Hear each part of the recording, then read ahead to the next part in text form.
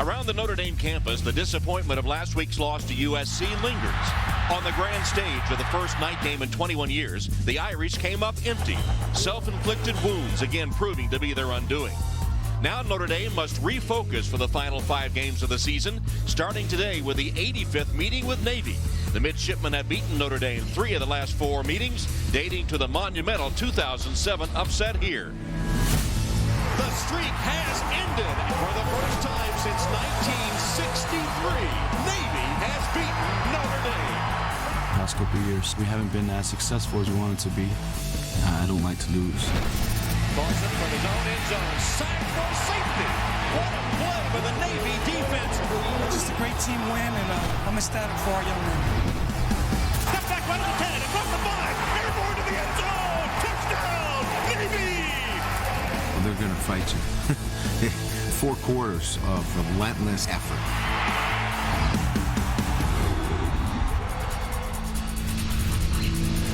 It is Navy and Notre Dame on a sunny late October afternoon in South Bend. The 85th meeting between the midshipmen and the Irish in a series continuously dating back to 1927. And here come the Irish.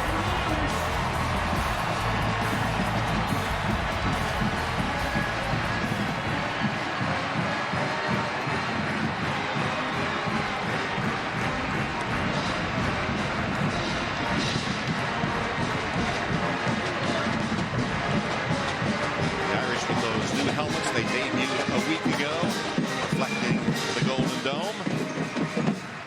And in the tunnel, holding their American flags high, the midshipmen of Navy about to make their appearance here at Notre Dame Stadium. Arm in arm. Navy entering Notre Dame Stadium.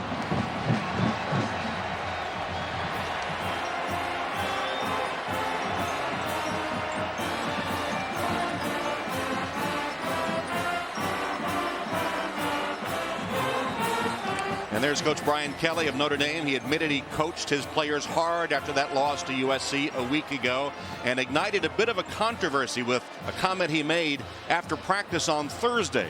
Here's what Coach Kelly said. You can see the players that I recruited here. You know who they are. We've had one class of recruiting kids that I've had my hand on. The other guys here are coming along, but it's a process. It can't happen overnight, seeming to draw a distinction between the players he recruited and the players he inherited.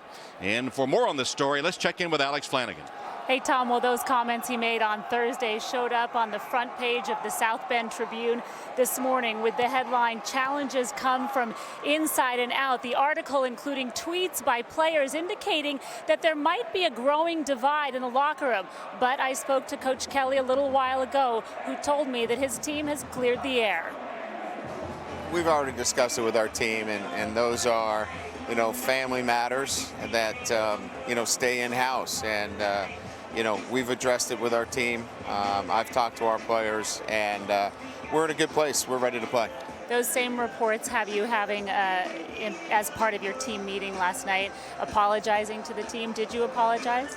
Like I said, I think it's most important to know that, there are good days and bad days in the family, and you work through those, and we've worked through them. So Tom and Mike, a win here today against Navy, and you imagine that controversy dries up. A loss, though, and maybe it becomes a bigger problem. Right, Alex, and Coach Kelly telling us yesterday that we should know early what emotional state, what mental state his team is in as they come into this game against Navy. Joined by Mike Mayock. And Mike, what do you make of all this? Tom, I have no problem whatsoever with the new head coach defining his level of expectations to an entire football team. However, a head coach can never differentiate between his recruits and the players he inherited. Nothing will fracture the brotherhood of a football team more quickly than the head man picking sides. Now, the players took to the Twitter world. Right. It blew up in their faces, and I think Coach Kelly did the right things. Coaches and players in a room, and let's talk this thing out. He talked about family. That's what a football team is. And, Tom, I think we're going to see today whether that family is fractured or together, because sooner or later adversity will hit. We'll see how it plays out on the field today. And what do you expect on the field? Well, let's face it. Last week against USC, this program took a major body blow in prime time. And Coach Kelly even told us, he said, when the lights were brightest, we played our worst. So his reaction, like most coaches, was they practiced long, they practiced hard, they got in the players' eardrums. And for me, I'm intrigued to see how they react, especially from a consistency level. This program has not been consistent. Nowhere does that show up any more than in the turnover department. -10 turnover differential, 119 out of 120 teams in the country. And Tom, I told you last week before USC, when they play clean, they win. When they don't, they lose, and it gets pretty ugly. It does. Navy comes in without their #1 quarterback, Chris Proctor. He dislocated his elbow, his throwing elbow, against East Carolina last week. So that means Trey Miller, a sophomore, makes his first career start at Notre Dame Stadium, no less. Yeah, what a great opportunity for this young man. And I watched the tape last week. He came in the second half, almost rallied Navy to a big win over East Carolina. 2 deep touchdown passes. He threw a play at time running out to Matt Aiken that was a controversial play, rolled an incompletion. So with his first significant action, I was impressed. Now, if you want to beat an option team, you better not let the fullback beat you. That's what happened last year. Alexander Teach, 26 carries, 210 yards. Look for Notre Dame to try and take him completely out of the game and force Trey Miller to option 3, the pitch. All right, it is Navy and Notre Dame. Navy has had a series of really close losses. They've lost 5 in a row coming in. Irish with a big lead in the series, but Navy has beaten Notre Dame 2 in a row and 3 of the last 4. And Notre Dame will kick off. Navy will get the ball first.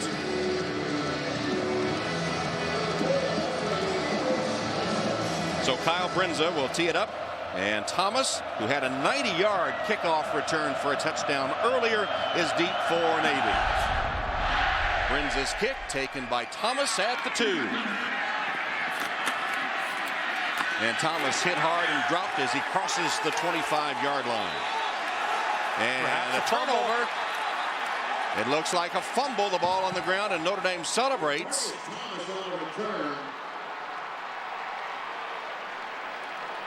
And a discussion. This is an Atlantic Coast Conference There it is. crew, and there's the signal. Recovered fumble by Notre Dame. It was Austin Collinsworth. Well, that'll bring a smile to Chris's face.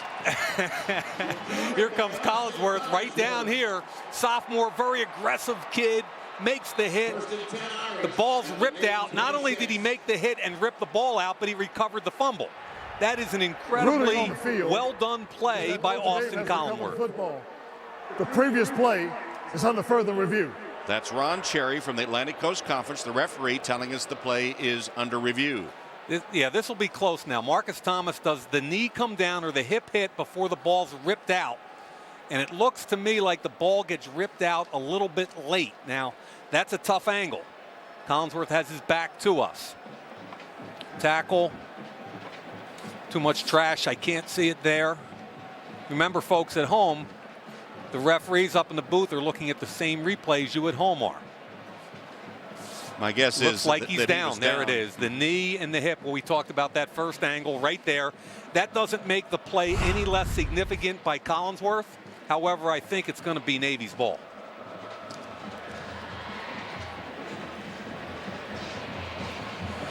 And Tom, this is a huge ruling because when we do option games, what do we talk about? Possessions. And if you remember that Air Force game, right? Notre Dame comes out, scores 7-0. Then they strip the football. Jamar Slaughter get the football. It's 14-0. Then Air Force tries an onside kick. They don't get it. Possessions are critical in option football. And to give Notre Dame that field position and then get behind, that's something that's always difficult for the option teams, especially Navy. When they beat Notre Dame last year, they only threw it twice in the game. It's hard for them to come from behind. Really, really good play by Austin Collinsworth. He came in here as a wide receiver a year ago, and he was so aggressive on After further special review, teams. it was determined that the runner was down on the 26-yard line. The ball will be returned to Navy, 1st and 10. Please set the game clock to 14 minutes, 57 seconds. Thank you. So there's the ruling, which we anticipated, and time now to take a look at our Adidas starting lineups. For the Navy offense, John Dowd with his 21st consecutive start, a 2-time academic All-American. And the fullback Teach, a key to the triple option attack, rushed for 210 yards against the Irish last year. So Trey Miller takes his first snap as a starter, and it comes at Notre Dame Stadium. Looking to the sideline. They show a little motion and see how Notre Dame's defense reacts, and then change the play, and here's the first down play, and it is the option, and a keep by Miller makes it to the 30-yard line. Zeke Mata stops him at that point, so about a 4-yard gain on first down. And as you said at the Notre Dame Air Force game, keeping on schedule is really important for these triple option teams. Yeah, 2nd and 6 is a win for Navy. They'll take that all day long.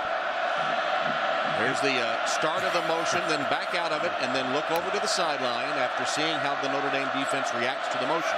See a 4-man defensive line, typically Notre Dame's 3-man front. This is Jamara Slaughter up top, playing outside linebacker in a nickel instead of the typical Prince Shembo look. Option again, and Miller is slapped down in a hurry by Manti Te'o. Nice job by Manti Te'o. He's the play side linebacker along with Jamara Slaughter. Now, what you're going to see is Te'o here react correctly here and watch Slaughter. Good job by Te'o. The motion goes away. Slaughter's got pitch. Bang. Unblocked defender. Now they're off schedule, Tom. Right. 3rd and 7. This is the difficult down, 3rd and long, as they look to the sideline. Opening series of the game. And this is Slaughter here, starting at the linebacker position, typically a safety, to the field. Trey Miller pitches. It's a first down for Navy as John Howell runs for a first down of the triple option, a gain of 16 yards, executed perfectly by the Navy offense. This time option number 3. Number 1 and 2 are taken as Trey Miller comes down the line. Good job on the fullback. There's the pitch. Danny Fox from the inside out. Where's Zeke Mata? No pitch man. First down, Navy. Key 3rd and long conversion by the midshipmen. And they have the ball at the 44-yard line. Trey Miller, the young quarterback, maybe not as good a runner as the normal starter Chris Proctor, but has a better arm, the coaches tell us. There's Teach with his first carry of the game. Alexander Teach, who had the 210 yards last year against Notre Dame. Adidas starting lineups for the Notre Dame defense. Cameron Lewis Moore out for the rest of the season with an injury, so freshman Tuitt gets the start in a 4-man front against the option. Slaughter moving from safety to a linebacker. And Harrison Smith will be a key player against the option, coming off a 14-tackle performance against USC. 2nd down and 7. First pass. Miller scrambling and taken down for a loss in the play at the 45-yard line by Manti Te'o. Lewis Nix got a piece of it as well. And now it's going to be 3rd and long again for the midshipmen. Really good job on play action. Top of the screen. Gary Gray's in man coverage. He's not even looking at the option. What they really wanted was the crossing route. There's Blanton out wide top. Nice job by Blanton. Gave Doug Furman a little welcome to Notre Dame Stadium. 3rd down. Miller rolls to his right. Sets his feet and hits his target for a first down, Matt Aiken. That's a gain of 12 yards and another 3rd down conversion by the midshipmen. This is what I like about Trey Miller for a young quarterback. Look at the patience. He's waiting for this curl route to open up here. There comes Aiken. He waits for him to clear the linebacker, throws it on the run with accuracy. Blanton with the tackle, but boy, do I like this young quarterback. One of the first things you noticed watching him on tape was his eyes, that he was able to see through all the chaff and spot the receivers downfield. You mean you weren't sleeping there in our film session? I thought that REM sleep caught up with you. Those short naps are great. All right. Option, pitch. Short game to the 40-yard line. Just short of the 40, apparently, with Teach getting the pitch that time. A really nice job by Blanton, the corner. Sometimes, Tom, corners have to get off that stalk block and get up and make an aggressive tackle. Really good job by Robert Blanton. And today's first down line brought to you by Xerox. This is the opening series of the game. Navy had an apparent fumble overturned on replay to open the game on the kickoff. Started this drive in their own territory, have converted two times on 3rd and long. And here they are now 2nd and long, and running the option again. Keep by Miller. Played well by Notre Dame. Teo again with a tackle. Manti Teo was one of the ones that was quoted in the paper for a tweet he made saying, "I'm playing for my bros, that's it," and interpreted by many to be critical of the coaching staff. He appears to be fired up early. Yeah, and keep in mind, Tom, and we were a little bit critical of him in that USC game where I don't think his gap in responsibility was as consistent as it usually is. However, this kid's played the entire season with a high ankle sprain, and he's played through pain, and he rarely ever practices. So it's difficult when you don't practice to be clean in a game. Well, Bianco's saying that to us. How can you play when you never practice? And he hasn't practiced for a couple of weeks. Another 3rd and long. Option pitch. Got a block. And Howell lowers his head and is close to the first down. It appears he has it. That was a good block on the corner, enabling Howell to pick up the first down. Yeah, I think it was Gigi Green, number 21, the slot. And you can't play for Navy if you won't block. Watch him come out here, reverse his way, and get on Blanton. Here comes the cut. Nice job. Excuse me, that's on Gary Gray, and that allows the running back Howell inside. 3 key 3rd down conversions on this drive, and both coaches telling us that a good start was imperative in this game. Toss sweep to Snelson. Bo Snelson, a couple of yards to the 30. Robert Blanton stops him there. Yeah, Tom, it was kind of fun. We went to Annapolis this week, had an opportunity to visit, spend the day there, and I really got a kick out of the fact that the players are so well spoken. The coaches were excited that we were there, and I couldn't believe you didn't take the water taxi across from your hotel over to the coaches building, huh? It's an impressive place. If you've never been, you have a chance to visit the U.S. Naval Academy in Annapolis. Certainly should do so. Option. Miller, no pitch man available because Notre Dame defended it, and so Manti Teo stops him again on the keep. Teo very, very active so far this week. So a 3-yard gain makes a 3rd and long again. 3rd down and 6. Can they do it again? Already on this drive, they had converted 3 3rd downs and already are chewing up the clock. We're at 8 minutes. Keep in mind how young this Notre Dame front is. They've had injuries to 2 of their key players. Ethan Johnson, Captain Lewis Moore, 2 inside players critical to stopping an option attack. Trey Miller keeps it. Stop for a loss. Back to the 30-yard line. Jamora Slaughter. Slaughter making the play that time. Back to the 30. It'll be 4th down for Navy. Nice job from the inside out. Darius Fleming, you're going to see right here. Watch what happens. He comes down hard, forces the quarterback, Trey Miller, out wide. That's assignment football right there. Jamara Slaughter stays home, cleans up the play. The place kicking has been a problem for Navy. John Teague is the kicker. He has a strong leg. Usually line drives it, but accuracy a problem. 47-yard field goal attempt by Teague.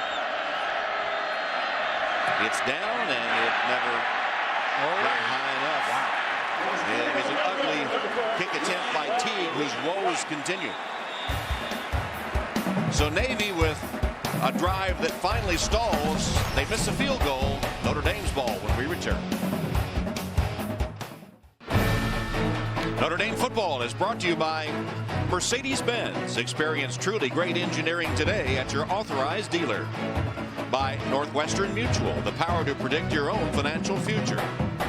By Xerox. With Xerox, you're ready for real business. And by the Miller Lite Home Draft. Taste greatness.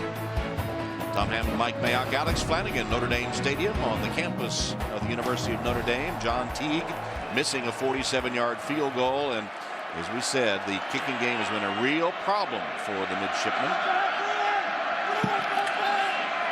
Tommy Reese on 1st down with a pass to Michael Floyd, who breaks free down the sideline and then is bumped out of bounds by Chris Ferguson, the freshman starting free safety. A 25-yard gain on the first play from scrimmage. Tyler Eifert makes a great block, and Kwesi Mitchell, their rover, takes a poor angle. Watch number 11 and his angle, and look at the block right up top. Excellent job by Eifert putting the defensive back, Parrish Gaines, the true freshman, right on his back. Ball is marked at the Navy 45. They'll mark him out of bounds at the 45-yard line, the Navy 45. First down there for Notre Dame. Navy ate up nearly 8 minutes of the clock, but came up without any points. And now Notre Dame trying to get on the board their first possession. Draw play handoff to Jonas Gray. And Jonas with a burst for about 9 yards. Adidas starting lineups now for the Notre Dame offense. The offensive line, Braxton Cave from nearby Granger, Indiana, the center on a very close offensive line. And the backs and receivers, Michael Floyd just had the big gain, and Tyler Eifert leads all FBS tight ends with 39 receptions.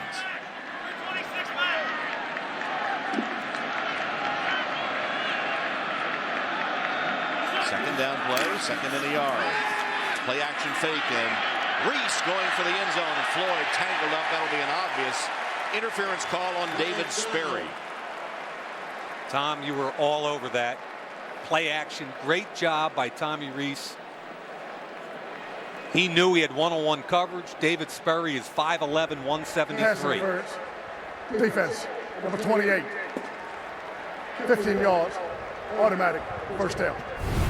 Anytime Michael Floyd has one-on-one against anybody in the country, here's the double move. Stutter, go. Defensive back Sperry turns his back, panics, grabs a hold. That's an easy call. And in college football, remember, it's only a 15-yard penalty. So rather than get beat deep for a touchdown, David Sperry took the easy way out. Meanwhile, though, Notre Dame biting off big chunks of yardage in their first possession. Handoff to Gray. And Jonas bursting free for a moment, ridden down inside the 10-yard line. Chris Ferguson, again from a safety spot, had to ride him to the turf. Jonas Gray, all 230 pounds or so of him. They're going to double down, and then the guard pulls around. Nice job on the down block. There comes the guard. I love the patience that Jonas Gray has shown. Tom, he's averaging almost 9 yards a carry, and everybody talks about USC last week. He had a 25-yard touchdown run with the special. On pace to break the Notre Dame record held by the Gipper, George Gipp. Gray to the outside, lowers his shoulder, gets an extra yard inside the Navy 5. Parrish Gaines stopped him but took punishment. So Gaines and Ferguson, the two freshmen starting in the secondary for Navy, getting their feet wet in a hurry.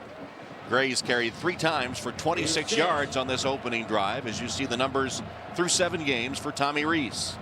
I think the important numbers right here in the red zone for Notre Dame are how poor they've been. 59% touchdowns. They're 32 of 54. And Tom, this is where they got to pound it in the end zone. No fumbles, no interceptions, no sloppiness. This is what Coach Kelly's talking about as far as consistency. Second and goal from the 4. Reese from the shotgun, hands to Gray. And Jonas Gray in for the touchdown. Jonas Gray with his 6th rushing touchdown of the season. Notre Dame takes the first possession and marches down the field against that Navy defense to get on the board. Braxton Cave, look at the block right there. Nice cut up the hole. No way at that point that Chris Ferguson, the free safety, is going to take down the 235-pound tailback. Very impressive drive, Notre Dame. David Ruffer for the point after.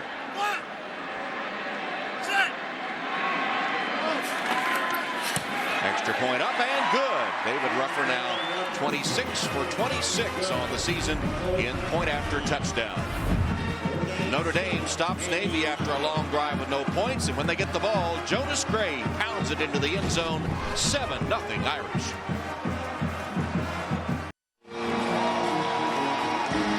Go to Notre Dame Extra on NBCSports.com, where you can see all the action, including an online-only bonus camera, in-game highlights, live coverage of the halftime bands, and an online-only post-game show. Go now to NBCSports.com/extra, presented by Mercedes-Benz. Well, Navy had the ball nearly 8 minutes, came away with no points. Notre Dame had it just 2 minutes, 14 seconds. 5 plays, 70 yards. They got 25 yards on a first down pass to Floyd. After that, all Jonas Gray, 4 carries, 30 yards, including the touchdown. Here's Brinz's kickoff, taken by Thomas. Thomas flag is down as he is tackled at the 30-yard line. Somebody better block Collinsworth. Really good hit again. Took the same path he did on the first one. Austin Collinsworth, there was a flag, and it is a hold against Navy.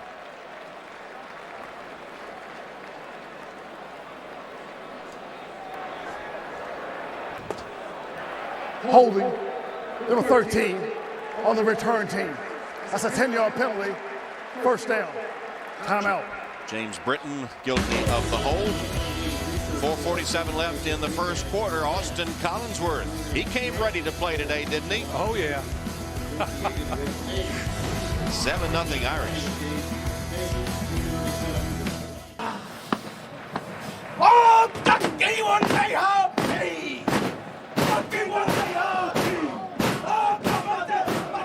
That was the scene in the Navy locker room before the game. Hal Boron of Mountain Brook, Alabama, doing the haka, the Samoan war dance, and Coach Ken Niamatalolo, who is from Hawaii, has Samoan roots, so he could appreciate that. And Navy now needs to score. They don't want to get too far behind Notre Dame, as we noted earlier. Tough for them to catch up when they get behind, and Teach gets very little on first down, maybe a yard. Hey, Tom, I haven't played in 30 years, but when I see that haka, that gets me going. You see number 60 there to the right, Pescaya? Well, don't bring it to the booth as you see Chris Proctor, the injured quarterback, dislocated left elbow. It's actually the 5th time he's dislocated that elbow, his throwing elbow. The first one was when he was a senior in high school. Give to the fullback, Teach on the option. You know, Tom, down on the field prior to the game, I went over and visited with Chris Proctor for a little while and asked him how it went. And I asked him a little bit about Trey Miller, who took over for him. He said, Mike, he fumbled the ball early. When I came out of the locker room after being examined, I went over to see him, and he was a little shaken up about the fumble and the speed of the game. And he said, so I hit him across the head 7 or 8 times. And he said it kind of cleared him up, and he said the kid's phenomenal. Another key third down play, and it's Teach who is stopped short of the first. So on their first drive, Navy able to convert 3 third down situations, but stopped here by the Notre Dame defense, and this is dangerous territory for the midshipmen. And for the Irish, even though the ball's on the 28, they have their punt safe team on. That means 10 normal defensive players and John Goodman back deep. By the way, Notre Dame's last in the country in punt returns. Dead last, averaging .3 a return. John Goodman is the deep man with Pablo Beltran set to boot it.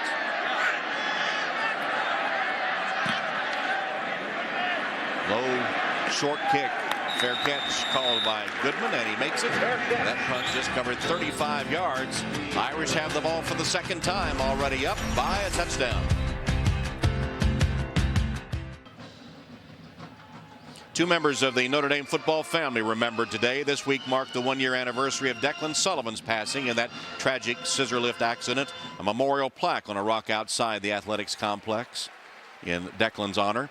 And Xavier Murphy, a 5th-year student and a student manager for the Notre Dame football team last season, passed away October 11th after a courageous battle with leukemia. He would have been 23 today, and you see the X and the shamrock on the back of the Notre Dame helmets. And some 500 students from Zahn Hall, his dorm, with the X during that last timeout in honor of Xavier Murphy and wearing those red T-shirts. Xavier's family in attendance at the game today. Tommy Reese with the first down pass to Theo Riddick. He got a block, and he's down the sideline, and Riddick will be bumped out of bounds after another long gain.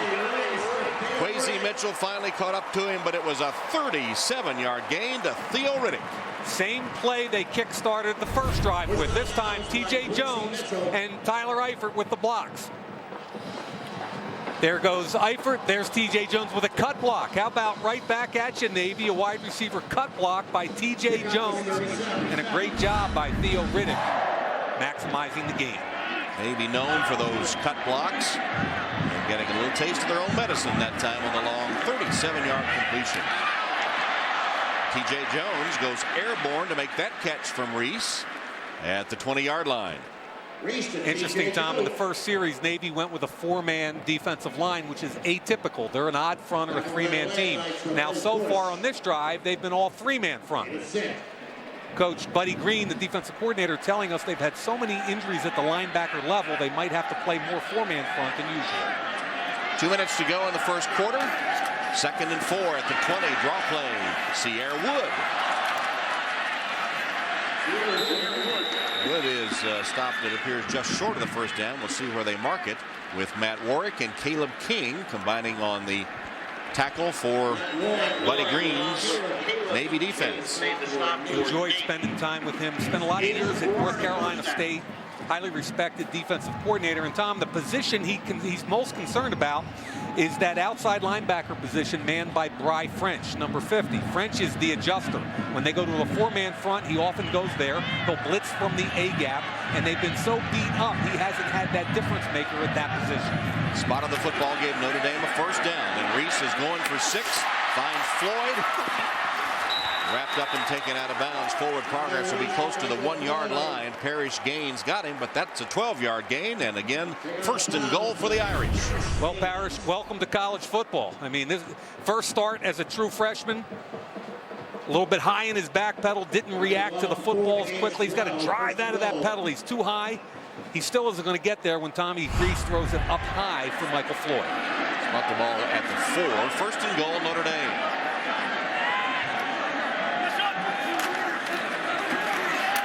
Sierra Wood.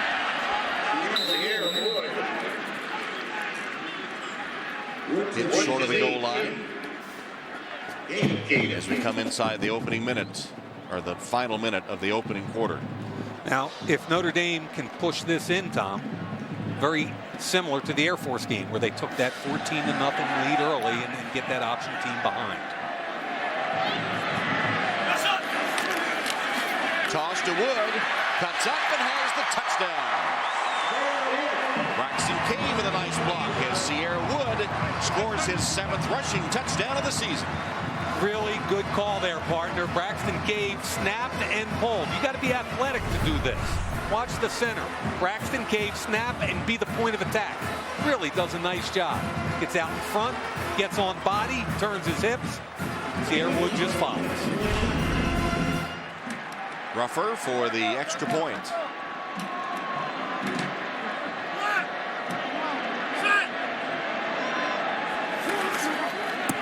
David Ruffer boots it through.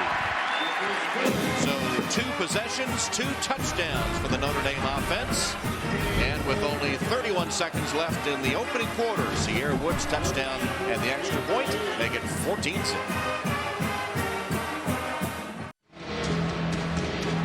Jonas Gray with a touchdown run. Sierra Wood has one now. 14-0 Notre Dame with 31 ticks left in the first quarter. Kyle Brinza will kick it off. Somebody better block 28. That's all I know. Collinsworth as Thomas takes the kickoff on the fly at about the 6-yard line. Thomas broke 1 tackle and makes it to the 30 before he's thrown back.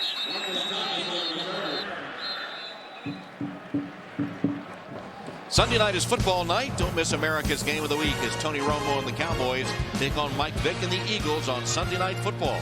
Bob Costas hosts Football Night in America live from Philadelphia. Coverage begins 7 Eastern, 4 Pacific, only on NBC.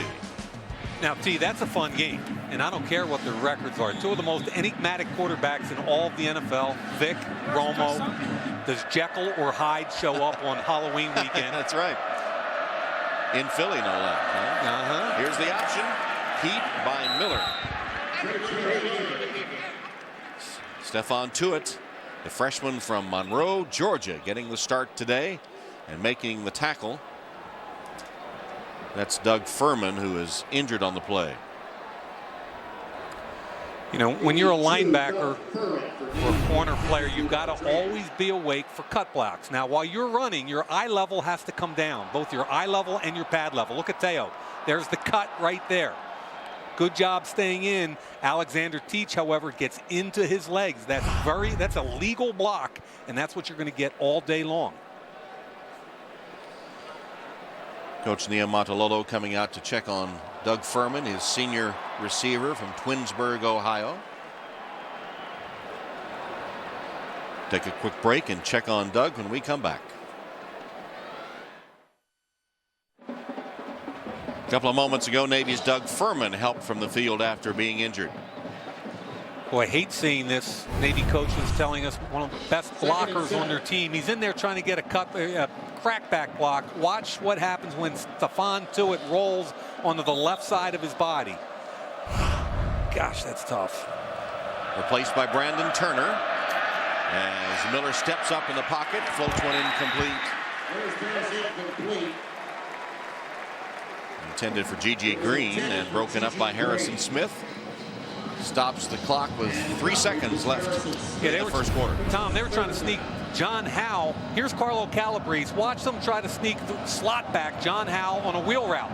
Carlo Calabrese, an inside linebacker, does a great job all the way down the field, forcing the check down, which Harrison Smith has covered.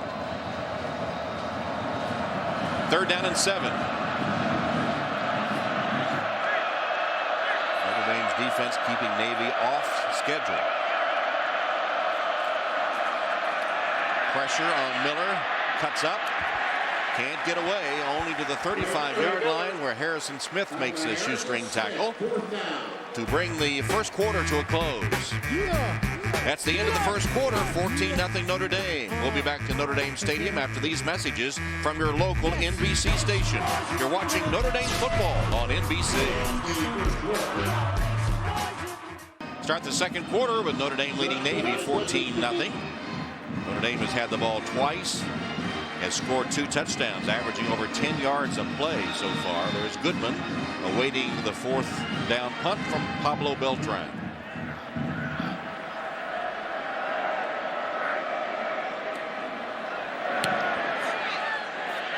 In a low punt that's short and takes a Notre Dame bounce and bounds out of bounds.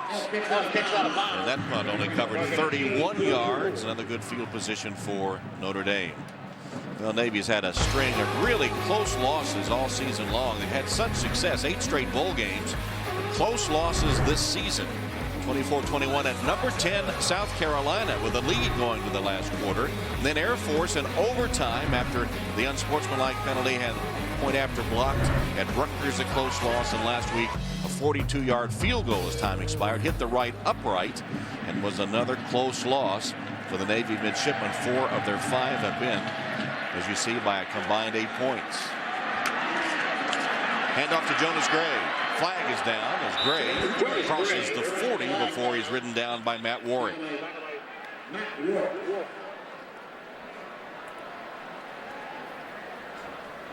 That'll be a holding call on Notre Dame. Alex? Hey, Tom. Well, it's been a frustrating season for Ken Niumatalolo, saying that they really have tried to fix their problems with everything by addressing the scheme, by changing things at practice, and they just haven't been able to do it. This is a very disciplined team, as the academy schools are. Actually, the most disciplined team in the country. Flagged only 14 times, 137 yards in its first 6 games. But, Tom, they just can't seem to fix the problems to get over the hump to win those close games this year. He was saying there are 3 primary problems: 3rd down defense, red zone offense, and field goal kicks. And though they know the problems, they haven't been able to fix them. Here's Robbie Toma with a carry on the reverse. And Toma gets a lot of the yardage of the penalty back before Warwick stops him again.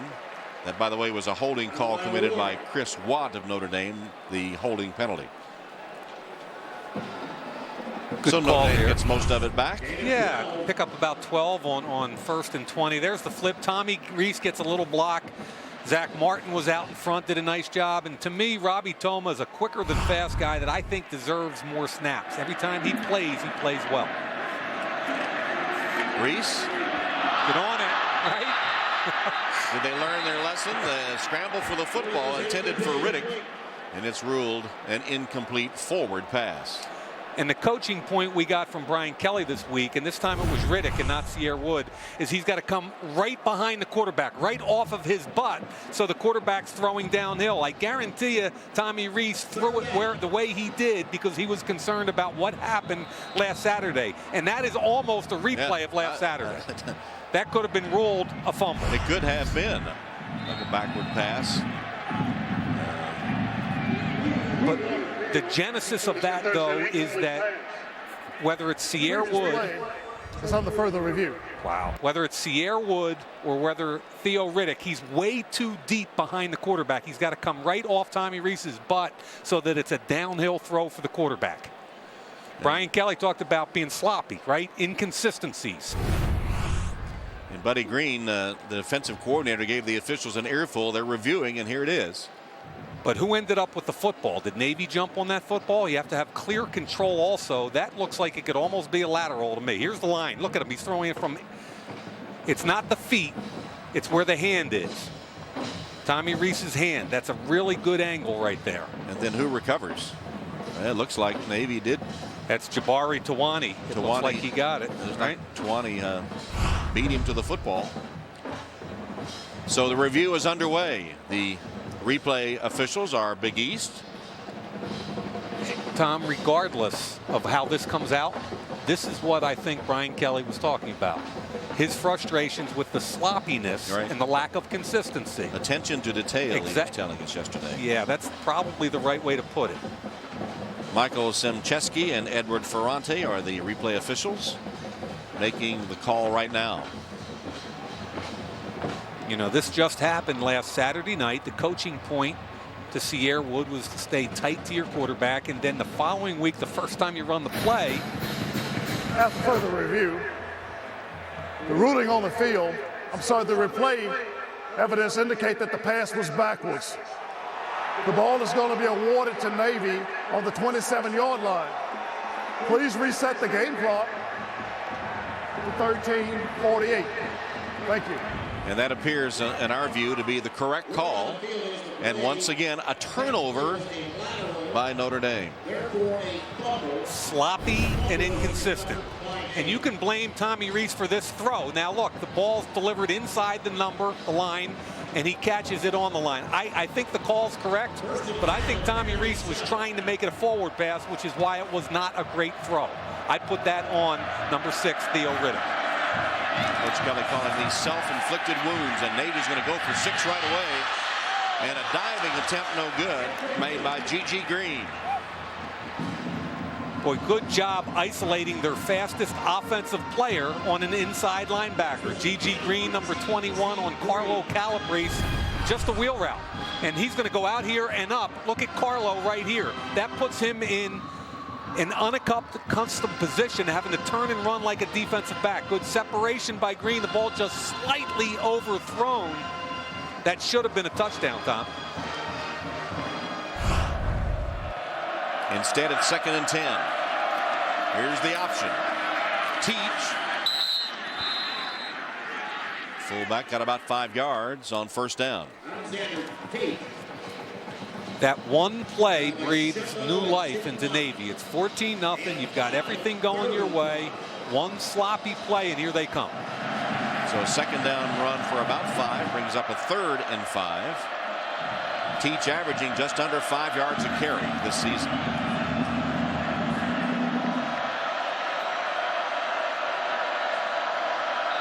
Third down.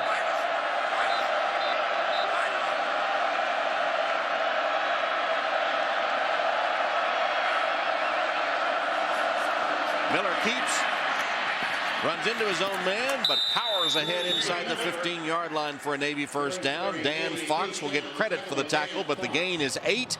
1st down, Navy trying to take advantage of the Notre Dame turnover.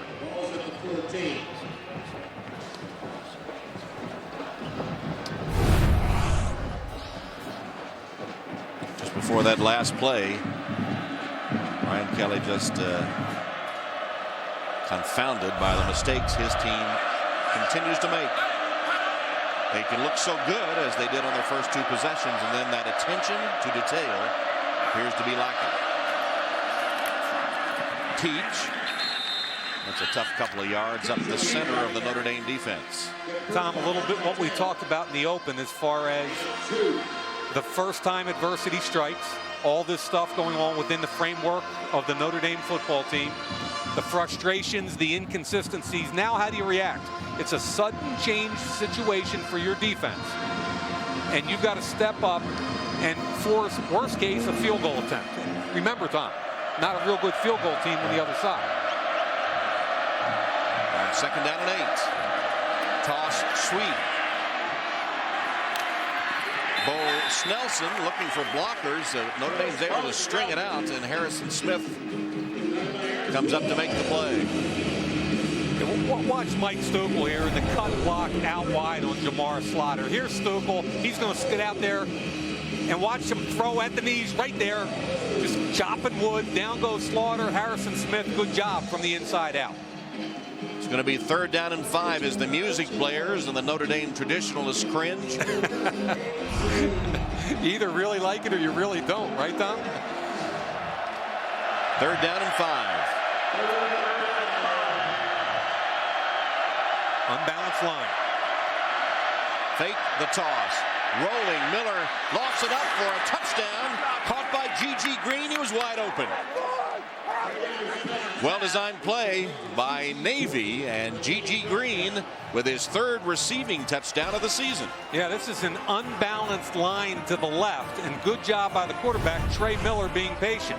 They've only got a guard tackle backside. There's the kick motion. Flow front side, very patient, allowing G.G. Green to come wide open underneath. Harrison Smith chasing him into the back of the end zone. John Teague, the point after. This is not automatic now for Teague, but it is good. So Navy takes advantage of the miscue by Notre Dame. Turnovers, turnovers, turnovers. Touchdown, Midshipman.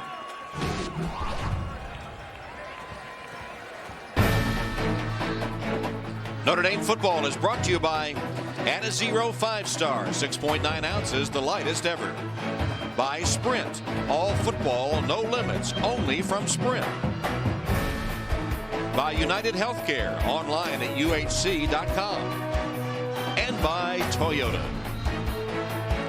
Golden Dome of the administration building, glistening behind the fall colors here on the Notre Dame campus. And with Halloween approaching, saw some costumes in the crowd as they came in today. 14-7. Navy, 6 plays, 27 yards, converting twice on 3rd and 5 to take advantage of the Notre Dame turnover and narrow the count to 7. Here's George Atkinson III, who is ready to receive the kick from Teague. Short kickoff. Taken by Atkinson. Atkinson cutting back and finally trapped, but a good return out to near the 45-yard line. He has, of course, an 89-yard and a 96-yard touchdown return of a kick this season. Sean Lynch, credit for the special teams tackle. You know, T, Navy's pass offense is predicated on deception. Look here, G.G. Green's almost hiding. Here's the guy that's got to cover him. Heavy play action front side, makes it tough on Harrison Smith. Then he just sneaks through. They swab out the area here. He comes in behind. That's almost impossible for Harrison Smith to cover. Look at Harrison Smith looking for G.G. Green. By alignment, he's wider than he is. Trying to catch up through the line of scrimmage like that is almost impossible. That's a cool little play and indicative of what Navy does with their pass game. G.G. knew it, too. Did you see him raise his hand the minute they cleared the line of scrimmage? He's like, here I am, man. Come and get me. So the Irish with a 1st down. And Reese going for Floyd. He has it to the 10 and a touchdown.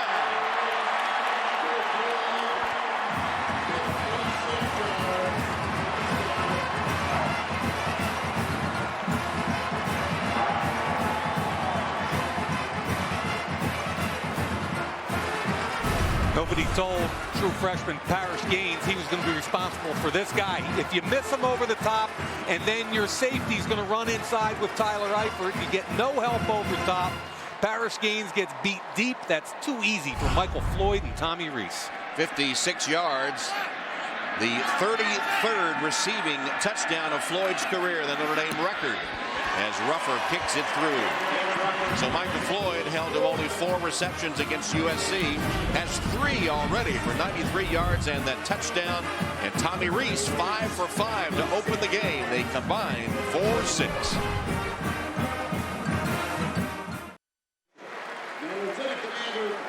In 2 weeks, Brian Kelly and the Irish travel to FedEx Field to take on Maryland in a primetime showdown in the nation's capital. Maryland, Notre Dame, in 2 weeks, only on NBC.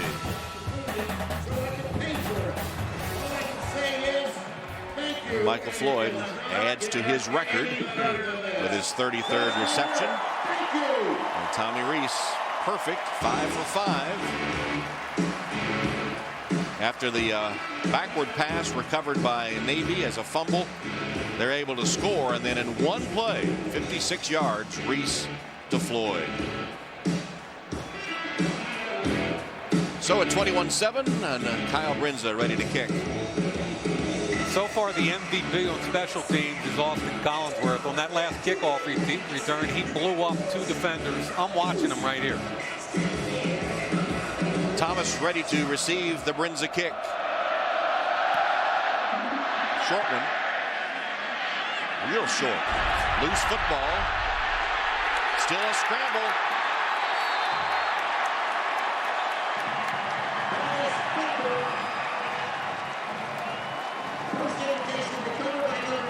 Notre Dame says they have it, but still the officials have not ruled. Now they do. Now they say Notre Dame has recovered. And Marcus Thomas looked like he was a little bit confused and hesitant. You got to sprint up there. If no one else is going to catch the football, it bounces one hop into his chest. He can't hold on to the football. Notre Dame hustling down behind. Hard to tell there. Troy Nicholas, I think, is the man. I think you're right. Troy Nicholas, the freshman. It's like Thomas thought one of the up men was going to take it a second. The kick was so short. And that's where communications is critical. I've been back there. You've got to talk. Everybody assumes the deep man's taken. It's like the center fielder in baseball. It's his until he calls you, until he tells somebody else that it's their ball. You've got to take control. So Nicholas recovers it. Notre Dame has it. Just short of the red zone. Handoff to Gray. Jonas draws a crowd. But still manages to churn out 4 yards or so. Bush gets the tackle. Trevez Bush. Now, back on that touchdown, Tom, the one play, 54-yard drive to Michael Floyd, it's play action. Trevor Robinson's going to pull out and get Jabari Tawani right here. That creates it. And the minute this safety drops inside on the tight end, now he's got a clear shot down the field. Floyd overgains. Tommy Rees fakes, fires, complete.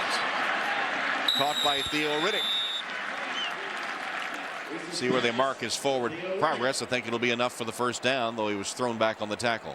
And Tom, I like the read there by the young quarterback. Too often I think he locks on Michael Floyd. It was a double slant where he could have gone after Floyd, but he went after the correct read, the wide man, Theo Riddick. Saw what they did against Air Force to put it away, scoring their first 6 possessions. And on a similar pace here, trying to take advantage this drive from the Navy turnover. Draw play. Jonas Gray down to the 2-yard line. Tom, there's a stark contrast between the sizes of these two teams. You go down the field and Navy's so small compared to what you're used to seeing. I think we heard a comment at some point that Michael Floyd was bigger than any of their linebackers, which just kind of underscores the size differential that Notre Dame enjoys, and that's why they're banging the football here. Second down and goal. Gray twists his way for the score. Jonas Gray scores the touchdown, his second of the game. It went front side to power side, 2 tight ends, Eifert, Koyak on the same side. 2 tight ends to the left. Pull the backside guard. Good job by Zach Martin, Chris Watt, Braxton Cave. Big fellas doing the job today. Ruffer for the point after.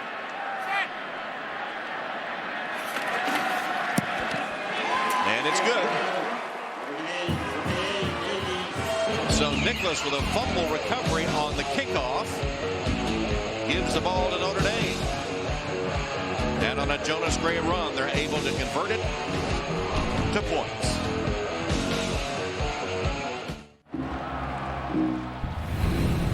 Now let's look at the Miller Lite Taste Greatness. Last year at the Meadowlands, Alexander Teach hit Notre Dame's defense for 210 yards on 26 carries. And he also caught a 31-yard touchdown pass from Ricky Dobbs, a one-handed stab no less, as Navy rolled 35-17 for its third win in 4 meetings with Notre Dame. There's Teach, that 210-yard performance last year at the Meadowlands. Brinza will kick it off again, and Snelson and Staton are deep to changes as Darius Staton takes it, dodges a man or two, and then tripped up as he crosses the 25-yard line. Alex? Hey, Tom, well, you don't have to be on Navy's sideline long to see that Alexander Teach, the fullback, is the heart, the soul, and really the fire on the sideline of this team, constantly getting his teammates fired up. Of course, it did work against him a little earlier in the year against Air Force. Frustration after that game earned him a 1-game suspension, Tom, but very active down here on the sidelines.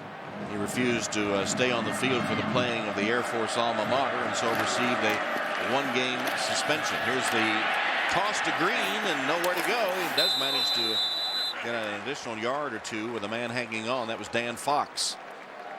You know, Tom, what Alex was talking about was the fire of Alexander Teach, and I think the highest honor a Naval Academy athlete can get is to be elected captain by his teammates. And let's face it, it's a school full of leaders, and when you are considered to be a leader amongst them, and he and Jabari Tawani, who's the defensive captain, are elected by the vote of their teammates and have really earned it with their play on the field. Miller nowhere to go. He'll be stopped right at the line of scrimmage by Jamora Slaughter. Huge difference from a scheme perspective this year versus last year. Coach Bob Diaco, he's got Slaughter here. Remember, he's playing linebacker, even though he's a safety. Unblocked, stays home. That probably should have been a give by the quarterback there. As he made that tackle in space against the quarterback, it reminded me of the Matt Barkley plays last week when he did the ball fake and Notre Dame just lost their composure taking the fake, which they're taught never to leave their feet. Miller sort of tripped as he tried to pass it, intended for Howell, and way off the mark, incomplete. 4th down for Navy. Another unbalanced situation. That's what worked for them well last year. Unbalanced, getting numbers to the front side. Only a guard to tackle backside. They're going to roll front side, and watch the footwork here of Trey Miller. He's trying to plant, and he just kind of comes across. I think he sees Darius Fleming elevate. There was nothing there anyway on 3rd and 10. Beltran in punt formation with Michael Floyd set to receive the punt.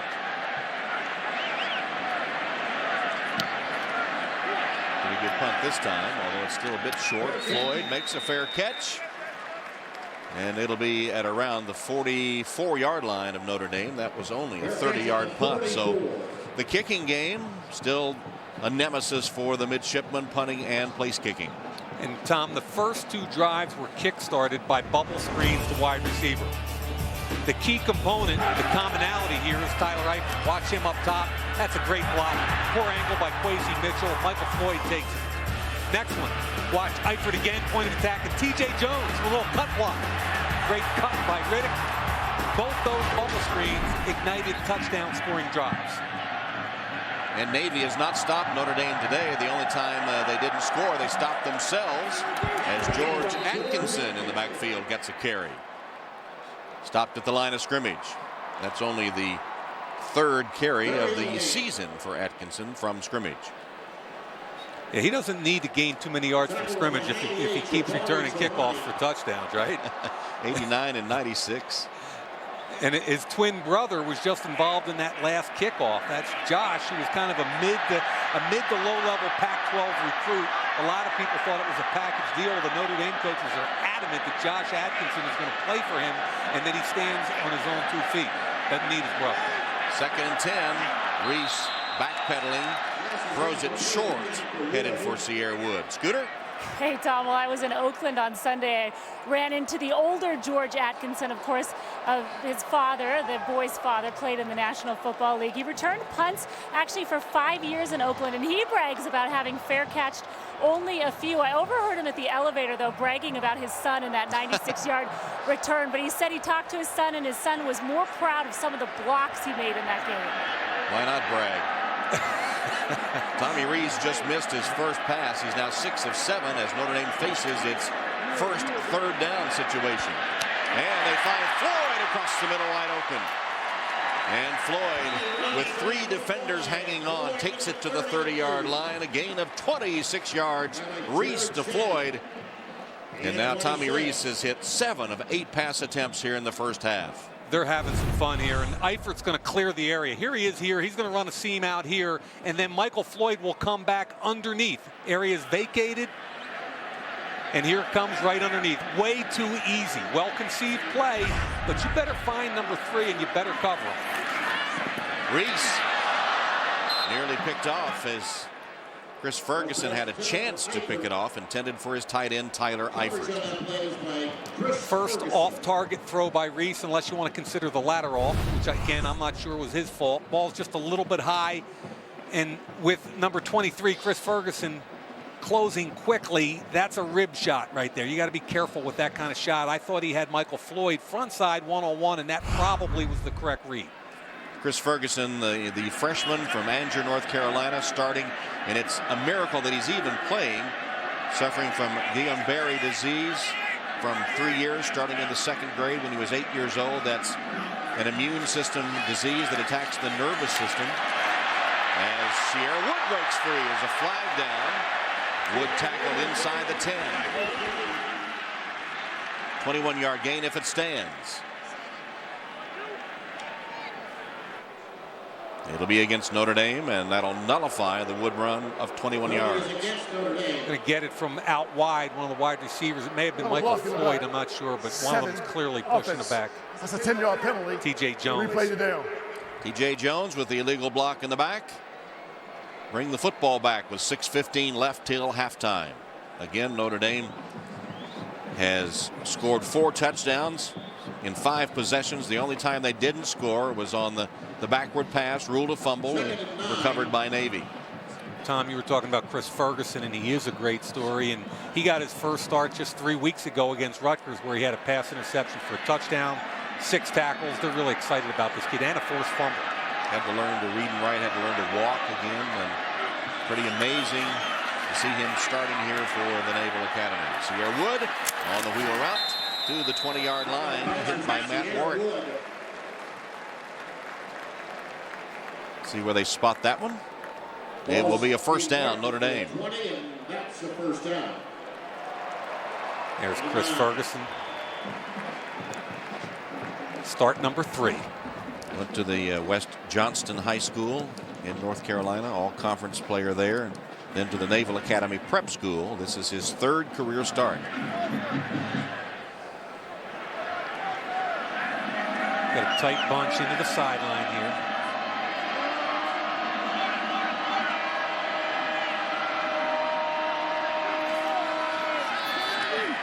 Rees for the end zone, in between kind of Eifert and Floyd, it appeared. Not sure if he was looking for Eifert or looking for Floyd. They were both available. I'm thinking he was high. He was just high with Eifert the last time. I think he was probably high again. You're going to have here and here. Double post to the, and all he's got to do is put it on Eifert and it's a touchdown, or drive it into the end zone and it's a touchdown. He's got a choice of 2. Like you, Tom, I have no idea after watching those 2 replays which one he was going to. Kind of threw it in between them. Yeah, that's not Tommy Rees. He's got to be accurate. Put it there and let him fight it. Draw play. Wood. Trips and is down at the 15. So to the 15-yard line, bringing up a 3rd down. When Notre Dame is really on offensively, let's forget turnovers for a second. They're a balanced team. The perception is spread offense, Michael Floyd, but the running game with Wood and Gray, I think, has changed the whole demeanor of this football team. 3rd down and 5 from the 15. And again, they find Wood. And Sierra Wood hit hard, dropped. And it'll be short of the first down. Now, Tommy Rees, we saw a couple of inaccurate throws in the seam. This one's on the wrong hip. If you put it on his front hip, he doesn't have to turn and gather himself and regain balance. So Sierra Wood has to do a better job with that, I understand it, but that's 3 throws in a row where if Tommy Rees puts it in the right place, they've got either a first down or a touchdown. Wood stumbling down, setting up a 4th down. They'll go for it. Hand it off. Sierra Wood breaks free. And he extended the ball looking for the end zone, and the ball came free, and they're still fighting for it. They're going to reel him down. Yeah, he was just extending. Down at the 1-yard line.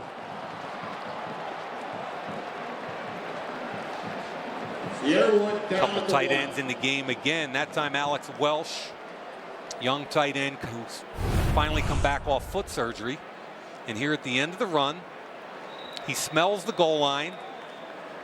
He's down, trying to just have the ball cross the plane, and now the mad dash starts, but I don't think there's any question that he was down. So 1st and goal at the 1 for the Irish. Review it. Timeout on the field. Navy wants to give them some more time to review it, huh, Tom? Navy calls a timeout. Already trailing the Irish 28-7. And Notre Dame with a 1st and goal at the 1. It was hard to tell on those last couple of replays whether or not you inferred that the knee was down. Let's see where it is. It's a different angle right here. He's down unless he's on top of that player. If we can re-roll that back just a little bit. Let's see if the knee goes down because he rolls on top of the player.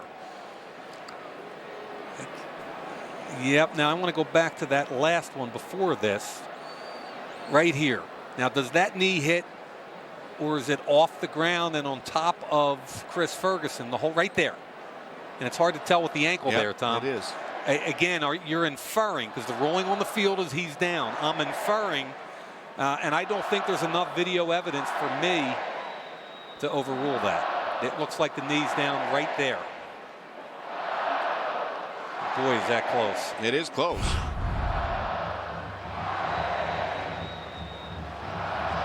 Coach Niumatalolo discussing it with the officials after calling the timeout. Remember, in college football, you get one challenge. Yep. You get a second one if you're right on the first one, and then that's it. How about if we just eliminate all replays, Tom? That's what you'd like to do, but I like for him to get it right. Get it right, I know. I'm very much in the minority. So on 1st and goal, the hand is to Wood. And he powers his way into the end zone, taking some Navy defenders with him. So Sierra Wood shows he has some power in those legs as he scores for the 2nd time here in the first half. They ran the football on 4th down, created a 1st down, get it down on the 1-yard line. Had an opportunity to make a play there by Matt Warwick, who had penetration but couldn't wrap up on the tackle.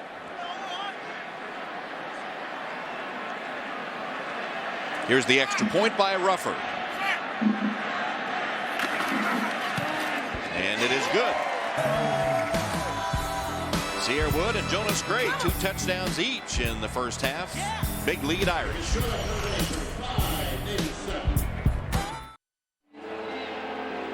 Golf Channel's hit reality series Big Break Ireland returns Tuesday night for an all-new episode. And one lucky viewer will get a chance to go to the Emerald Isle and cheer on Notre Dame. Go to golfchannel.com and enter the keyword for your chance to win.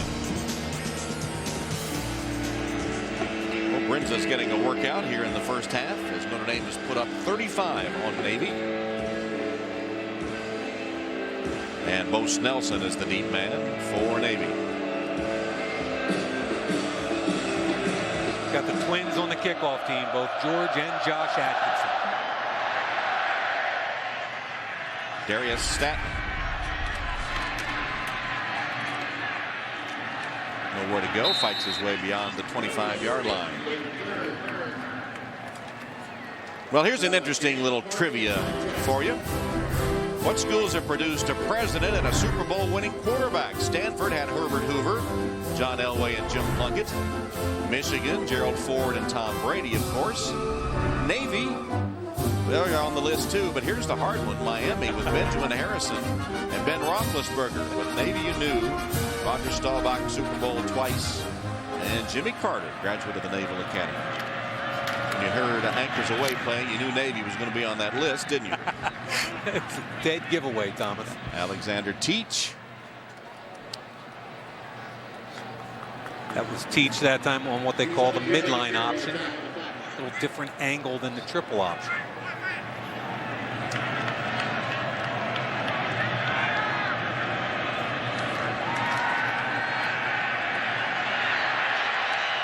Just had to throw that one away. So Trey Miller throwing it away.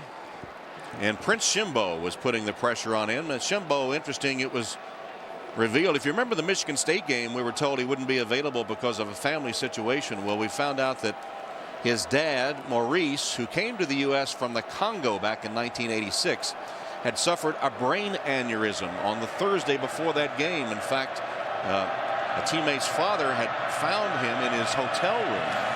But we're happy to report that Maurice Shimbo is recovering from that brain aneurysm, which has given Prince Shimbo a whole new perspective on football and life in general.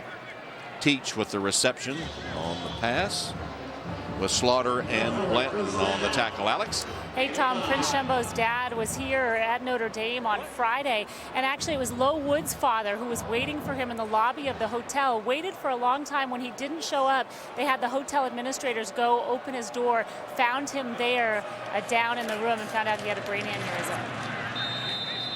There's Teach. But he is recovering back in North Carolina now, I guess. I don't know if he stayed for the game or not, because Alex said he was here yesterday, but has been recovering in North Carolina, and happy to report that the prognosis is good. And apparently making the 1-hour drive to Wake Forest when Notre Dame plays there next week. Absolutely. Miller in trouble, got away and throws it away. Tuitt was putting the pressure on. We talked at the top about Notre Dame being in a 4-man front, mostly because their two defensive ends, Ethan Johnson and Cappy Lewis-Moore, are out of this game. That puts pressure on Stephon Tuitt, 6'6", 295 recruit out of Georgia. Had committed to Georgia Tech for a day. But Tom, when you're a true freshman and you're not used to Service Academy football and you're so tall, it's easy for them to get into your legs. And he's got to fight to stay low. And this kid, along with Aaron Lynch, have kind of changed the way the Irish play defense this year. They're down and 5. Miller passes too high and incomplete. Brandon Turner had a bit of a step with the pass too high, and it'll be 4th down again for the Naval Academy. And we talk about this all the time. You get off schedule, you get behind, you're an option team. Trying to throw the football is hard work when you're behind and you're an option football team. Beltran for another punt. This time it's Goodman deep.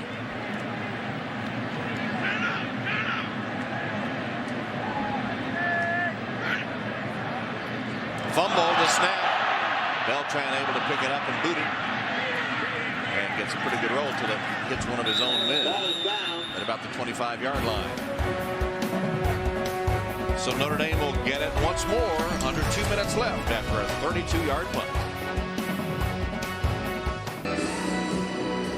Coming up, the Discover Card halftime report. Liam McHugh and Doug Flutie in our New York studio for all the scores and highlights from around college football today.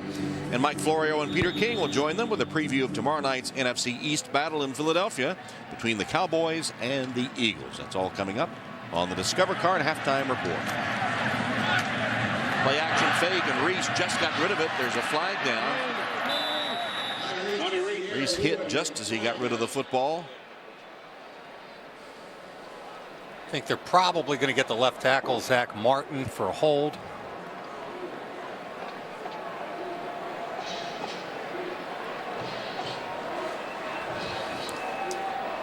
Here's the call. Holding, number 76. Offense. Nuss. That's a 10-yard penalty.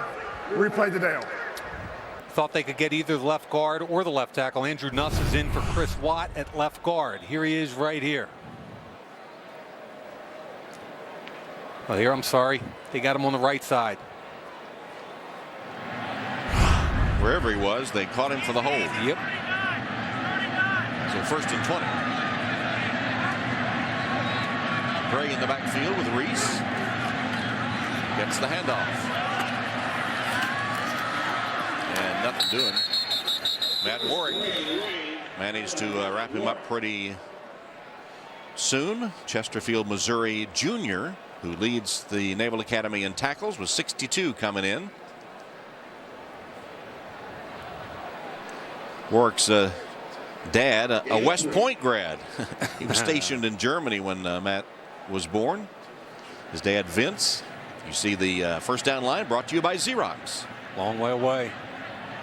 You know, Warwick was a slot back, which just again shows you how small the linebackers are and how they just have to find a bunch of those guys. He's 6'2", 223, put some weight on, but they can't find those big defensive tackles. That just isn't part of the Naval Academy. Jonas Gray again with the carry. Shoestring tackle made by French. Got him for a loss. It's interesting, isn't it, Tom? Because they can go to South Carolina, dominate a football game, lead the number 10 team in the country heading into the fourth quarter, and lose by a field goal. But if they get behind, it's all over. And that will be the final play of the first half. Niumatalolo and the midshipmen unable to stop Notre Dame. Their only touchdown came after a Notre Dame turnover. It's been all Irish in the first half, and Alex is with Coach Kelly. So, Coach, you said coming into this game that you would know right away how your team would respond to what was a challenging week leading into it. What did you see in the first half? Well, I'm proud of the way they played. I mean, defensively, we did a very good job. You know, we had the one turnover, which always seems to get in the way of great things for us. But, you know, we got to be very happy with a very, very good first half of football. Offensively, you seem to be very balanced. Yeah, we feel like we've got to run the football. Clearly, we feel like the game has got to be won. We didn't do a good job against USC running the football. We're committed to running the ball. What do you have to guard against in the second half? Well, we know that they can score anytime they touch the ball. So take care of the football on our end and keep doing what we're doing. Thank you. All right, it's 35-7 Notre Dame at halftime with plenty ahead. Stay tuned for the Discover Card halftime report. And don't forget, the halftime performance of the Notre Dame band can be seen at NBCSports.com. Now let's go to Liam McHugh in our New York studio. And welcome back inside Notre Dame Stadium, where we're ready to start the third quarter with Notre Dame leading Navy 35-7. And the Irish set to get the football to open the second half. Teague will kick it off for Navy. And that's George Atkinson III, the dangerous George Atkinson III, deep for the Irish. Got to be very careful here. If you're Notre Dame, front defenders cannot leave there till the ball is kicked over their heads. Ball fell off the tee, so Teague repositions it. Notre Dame comes from Navy comes from two clusters on their kickoff team. There's the kicker, and then there's 5 guys apiece on either side. George Atkinson already in some elite company.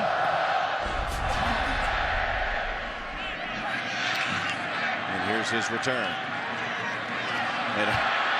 Made a couple of quick starts and stops, and thrown down at the 35-yard line by John O'Boyle as we check in with Alex Flanagan. Hey, Tom, while I spoke to Navy coach Ken Niumatalolo at the half, he was almost really beside himself at how his team has played in the first half. Was very honest with me, told me that his team didn't have any fight, that they lacked the competitive fire, told me he's never seen his team act like this before, said that they were glassy-eyed and playing here almost as if they were starstruck. He said that the one thing he wants to see out of them in the second half is some fight, some fire, and some energy, something he feels like is very uncharacteristic that he's never seen before out of this team, Tom.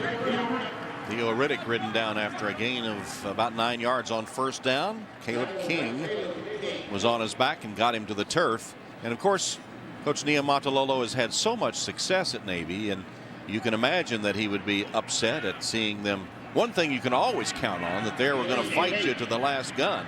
And if he thought he did not see that coming, you can imagine him being upset. They are so adept at running that option for Coach Niumatalolo. There's a flag down as Floyd can't be tackled yet, then is trapped after a further loss in the play. There's a big play for the Navy defense, but we'll check on the penalty flag. Loss of 15 if that holds up. That was the exact same bubble screen that kick-started the first two Number drives. 6 on the offense.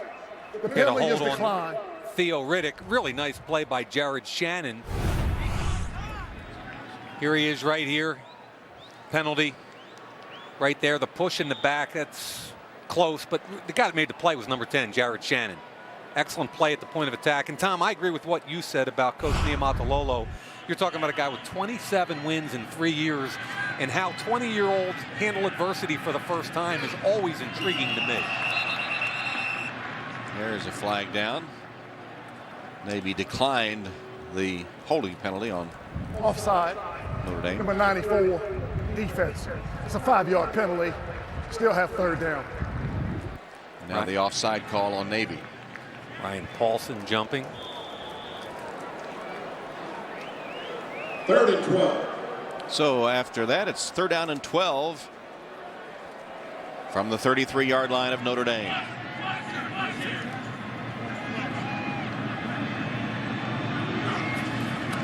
Tommy Reese, plenty of protection, and his pass dropped by T.J. Jones. That'll be 4th then for the Irish on their first possession of the second half. You know, the right guard, Trevor Robinson, watch him point out the pass protection here. Braxton Cave told us yesterday, when Tom, you asked him to characterize all the linemen. Look at him right there. He's identifying the Mike and the Sam. What did Braxton Cave call Trevor Robinson? He said he was the smartest player in the group and a technician. Ben Turk with his first punt of the day. Aiken is deep for Navy. Sailing punt by Turk. Aiken takes it down immediately. Hit in his tracks on special teams by who else? Austin Collinsworth. Well, we talked about the success Navy has had since Coach Niumatalolo has been there, and 8 straight winning seasons, their longest string since 52-61. School record with the 8 wins and 8 straight bowl appearances, a school record. And 4 consecutive seasons leading the nation in rushing. They come in 3rd in rushing this season behind Army and Air Force. But Notre Dame held him to 75 yards rushing in the first half, which is phenomenal. And there's a keep by Trey Miller. He gets about 7 yards on first down before he's tripped up by Manti Te'o. And you understand that Coach Niumatalolo is really into the game. We saw him pre-game with a very emotional speech to his team. It went like this. You guys, leave it on the line. I don't care what the score is. Leave everything you got on the field. Trust your brother. Believe in your brother. Love your brother. Bring it up. Let's go. And Trey Miller keeping for a first down for Navy. So his call to keep fighting and to lay it on the line for the seniors and all the things he mentioned to Alex and to his players. So far, looks like he has lit a fire under his team. And Tom, nowhere is brotherhood more exhibited in field of competition with football teams, and I think nowhere it is more at the highest level than with the service academies, because they understand where they're heading after graduation. They have that 5-year commitment, and Miller on the option. Manti Te'o got penetration in the backfield, and Miller had nothing to do except to wrap up and take the hit from Te'o. Te'o is totally under control this game as opposed to last week against USC. He's reading his keys. Watch him here. Through to the fullback, and the guard pulls. That's exactly the play that we showed from a year ago where they didn't read the guard pull. A year ago it was a 50-yard gain. This year, no gain. Option, pitch to Green. And he'll be stopped for a loss by Robert Blanton. Really aggressive secondary play. Blanton, the first force, and then we talked about Harrison Smith having to make plays from the inside out, and the two of them do a great job here. And then watch Blanton come this way. Blanton on the edge, he's attacking, and here comes Harrison Smith untouched inside out. really good job by Notre Dame's defense all day long, especially, Tom, forcing that third phase. Don't let Alexander Teach beat you in the middle. So 3rd and long. And Miller retreats to pass. Pumps once, gets around the corner, and Trey Miller ducks out of bounds, having scrambled for a first down, a gain of 12. So Trey Miller makes the play, the young sophomore quarterback getting his first career start today. And we talked about Navy and Trey Miller. We spoke with him from Marietta, Georgia. And his coaches say about him, he's just sort of unflappable. And gets his first start at the storied venue of Notre Dame Stadium. Has the midshipman on the move here in the opening possession of the second half. Miller. Incomplete. Flag is down. Intended for Brandon Turner. Zeke Mata was late on his read and then took a bad angle. That's Turner shaken up. Turner had a big catch in the 4th quarter last week, a 59-yard touchdown that kept him in the game. But these 3 safeties in the game, Mata, Harrison Smith, and Jamar Slaughter, don't know who they have man-to-man until flow declares itself. It's a very difficult scheme for a safety. Defense, number 12. 10 yards, automatic, first down. They're going to get Blanton, but I'm telling you, Zeke Mata read this late, and then he took a bad angle. Here's Zeke Mata. Watch what happens with flow coming. This is how they try to deceive you. There's a little quarter turn. Mata's going with a bad angle. He's got to take a deeper angle to the middle of the field so he can't get beat over the top. Good throw by the quarterback. Turner's got to come up with that. Yeah, that could have been caught. Should have been caught. Yep. Oh, boy. Great job underneath Teo one more time. Just blew that one up before it ever got a chance to develop. Oh, man. This kid's having a heck of a game, and he's back to reading his keys and filling aggressively. Watch the aggressiveness here. Here he comes, right at the line of scrimmage, through the B gap between the guard and the tackle. That's a planned run blitz. Here he comes. Fits in between guard and tackle. Next to Lewis Nix. It's a pretty good place to be, Tom. Next to Lewis Nix, who's 330 pounds, gobbling up linemen. 10 tackles for Manti today, and that one for a loss of 2. Here's the future right in here. Nixon to it. Miller fakes, looks to pass, has to scramble again. Gets that ball fake and gets by. That's 4 times with a ball fake, right? 2 last week, 2 this week. And finally tackled by Gary Gray. You can't leave your feet. It's just like basketball, Tom, right? Just because he shows you the football doesn't mean that you leave your feet. There's the and Danny Fox goes for it, runs right by him. Miller cuts inside. It happened in 2 critical situations against USC, including a 4th and 1 on the first drive that should have been a -10, and a great job by the USC quarterback last week, Matt Barkley. 3rd down and 5. Alexander Teach. And the fullback picks up another Navy first down. And the blocking by John Dowd, the right guard. We spoke with him at Annapolis the other day, and an amazing young man. He's a finalist for the Campbell Award, the Campbell Trophy, given by the National Football Foundation for leadership and citizenship. We happen to have a 3.2 GPA. He easily has that. Here's Miller. His pass broken up, incomplete. And John Dowd, like the midshipman, has a rigorous schedule. Starts at 7 with formation and then the meal. And believe me, they wolf down those meals so they can have a little extra time to themselves. Not much, maybe 10 minutes. Mechanical engineering for 2 hours, economics for 2 hours, meal, meetings, law for the junior officer, then practice, which is probably a relief, and then evening meal and study. You could not strap me to a chair for 4 hours for those 2 classes. What was it, mechanical engineering and some kind of economics? Yeah.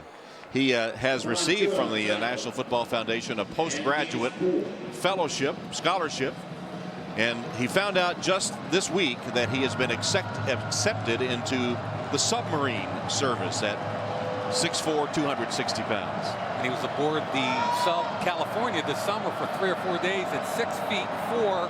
And when we asked him what it was like, he says, a lot like a football team. There are 120 guys whose lives are kind of intertwined together.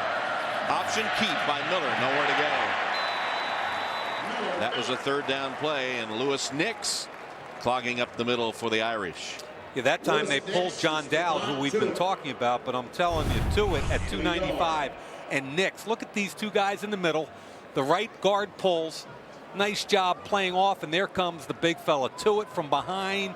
Nix, that's 330 pounds and 295, and it's just too big and strong for the Navy front. So 4th down from the 18-yard line. 4th down and 5. Now, if Navy harbors any hope here, Tom, right? You need to convert this right here.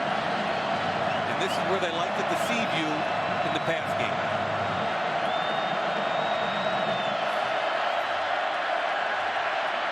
Miller winds up, tosses, and it's caught.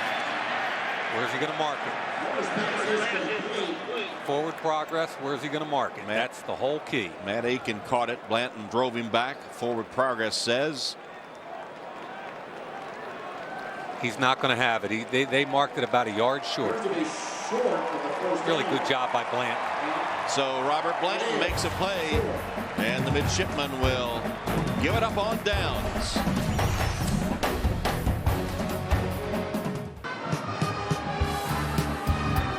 Notre Dame football is brought to you by Verizon 4G LTE, America's fastest, most reliable 4G network. By the U.S. Postal Service. By ADT Security Services, always there. And by U.S. Bank, member FDIC. And happy Halloween to everyone. Happy Halloween. That's right, happy Halloween from pretty cute. Those trick-or-treaters. Where'd we find them? How'd they get picked? Well, it's been no tricks for the Notre Dame team today after a little mini controversy brewing in the morning papers and throughout the Notre Dame nation. Sierra Wood gets the call there. But Brian Kelly telling Alex before the game that it's a family affair. They've dealt with it. Some tweets by some of the players that were interpreted to be critical. And a quote he made that seemed to draw a line between the players he inherited and the ones that he had recruited. But he says we've dealt with it. We're ready to play. And by all accounts, they have been ready to play today. Caught by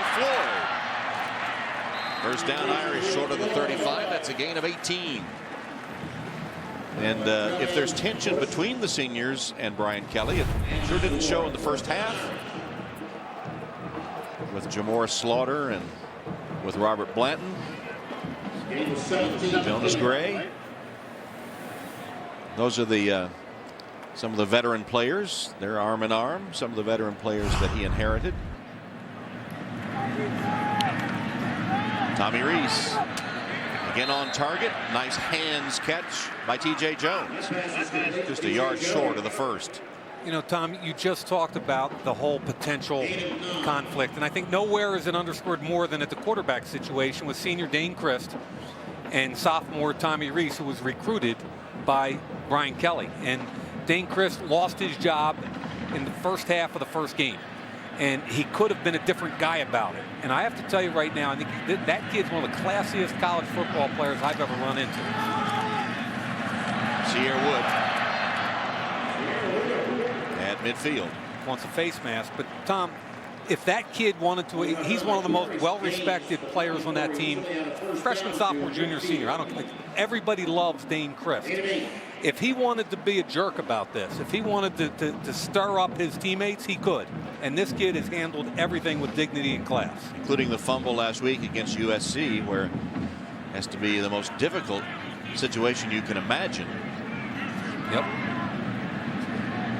In the meantime, Kelly makes no secret that Tommy Reese is his quarterback. He said no one else is even close. Flag down on the handoff to Wood.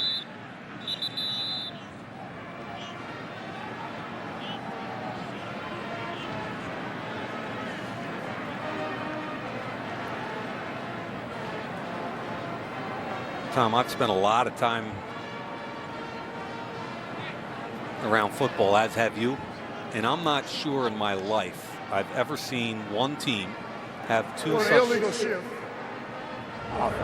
such dramatic turnarounds as the ball on the 1 yard line and 99 the other way. First game of the year.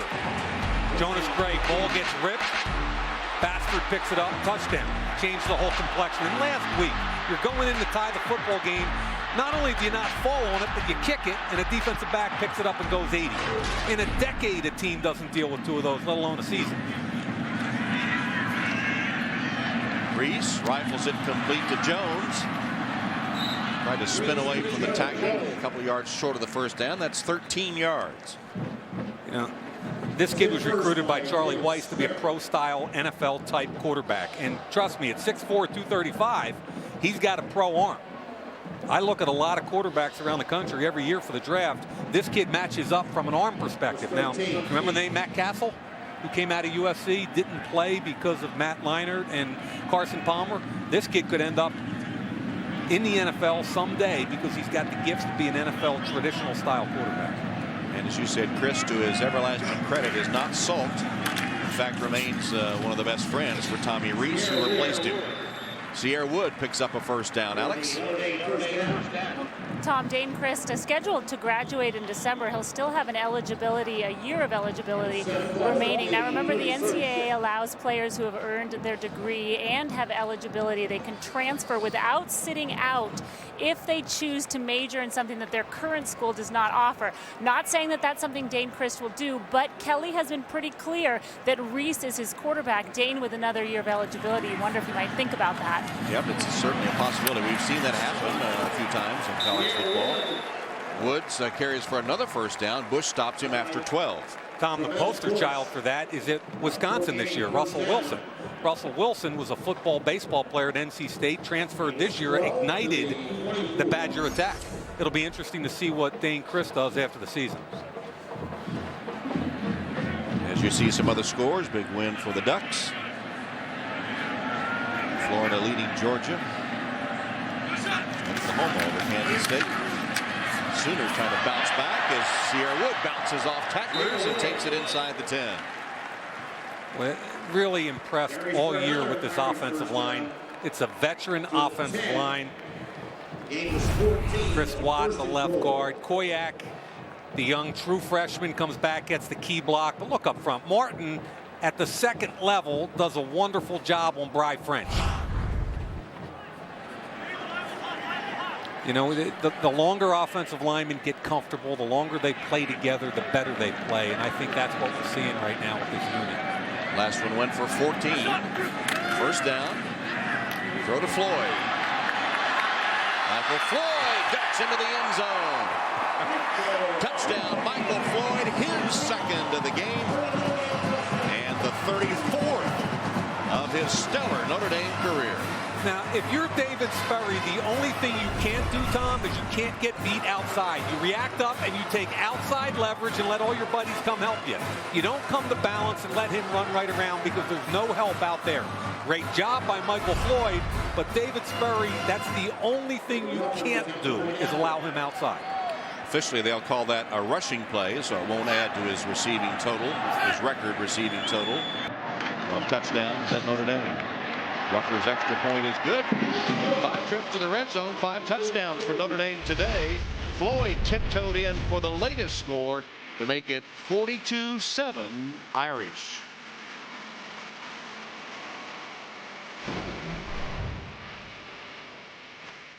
A little time lapse of the pep rally last night. One of the Notre Dame traditions. And the Irish having a big day against the midshipmen who had beaten them 3 of the last 4 meetings. They're up 42-7. Here's Brinza. Puts his foot to it. Taken by a Darius Staton.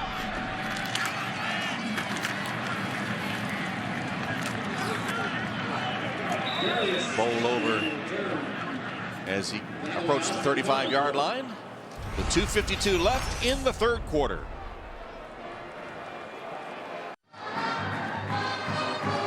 Navy ready to get the football with 2:52 left in the third quarter. And trailing 42-7. First down line brought to you by Xerox. Really impressed with the job the Notre Dame defense has done just from a hustle perspective and a scheme perspective. And defensive coordinator Bob Diaco took some heat last year, probably justifiably, came back this year with a great plan and great execution. Option play, keep by Miller. Trey Miller, sophomore, Marietta, Georgia, getting his first career start today. Tackled by Zeke Mata. As Navy came in without its starting quarterback, Chris Proctor. There's Bob Diaco, the defensive coordinator of the Irish. And Navy also came in starting 2 freshmen in the secondary. One of them his 3rd start, the other his 1st start. And so in danger of losing their 6th straight game, trailing big.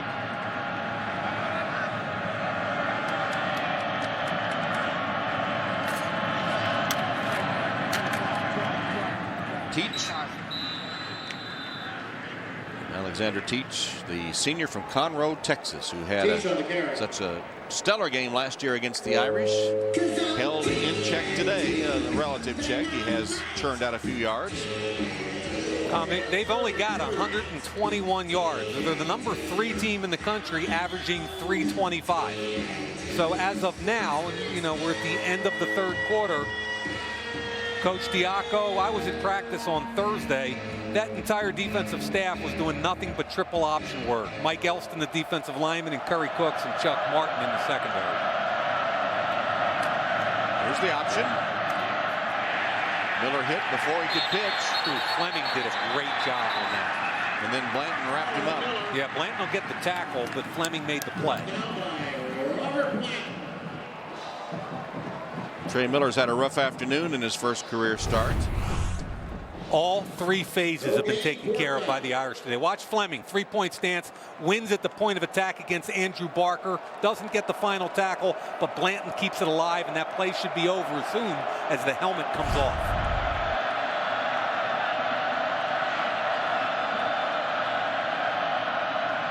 Now look to the sideline. Trey Miller, the sophomore quarterback, went to the Naval Prep School, didn't play last season. And timeout taken by Navy as the crowd really got into it. Some confusion about what play to call. Timeout, midshipman.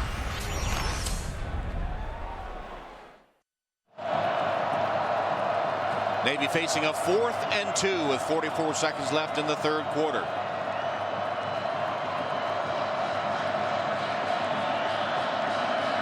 Remember, first thing you have to do is take fullback away.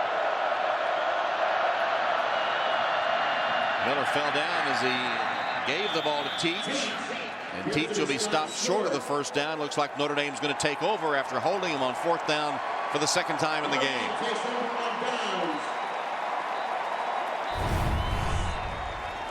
And again, inside out. Here comes the motion. First read.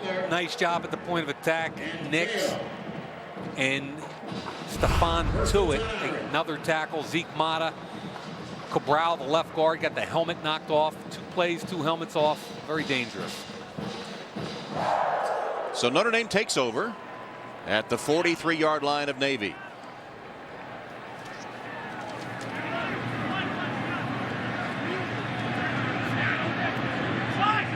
Tommy Reese still at quarterback. We haven't seen Andrew Hendricks today. And Reese calls a timeout with the play clock about to expire. So with 41 seconds left in the 3rd quarter, timeout Notre Dame. You know, to me, the Irish success this year going forward is going to rise or fall on this young quarterback. When he plays well, they're really good. Sets his feet, steps into the throw, follows through, finishes it. Beautiful throw. Now on this throw, it went high. Why? Let's take a look at his footwork and his front leg. That left leg, when that front leg is straight and you don't transfer weight over top, the ball will sail. Now, here it is, footwork again. Little bubble, slip screen. All he does is have to find the lane, reset his feet, and put it there. That thing was set up for a 20 or 30-yard gain in Tom. Again, Brian Kelly, little things. The discipline to develop. And this is a young quarterback, and he stares some things down, and he makes some mistakes, but every week he has to get better. Has hit 14 of 18 today, as you saw. As the play call and sends Floyd in motion.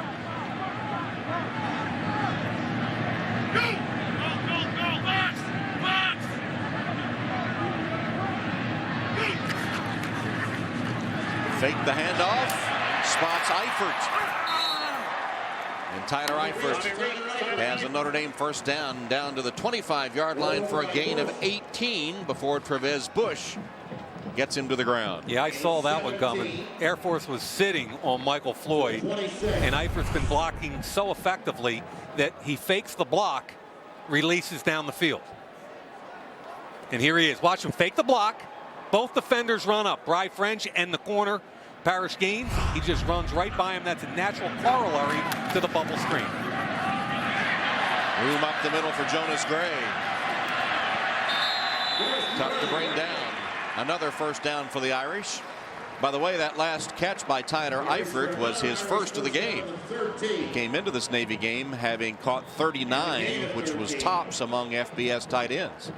He's a special player now. You start talking about spread offenses and tight ends that can block. He blocks just well enough in the run game to be effective, but he's tremendous.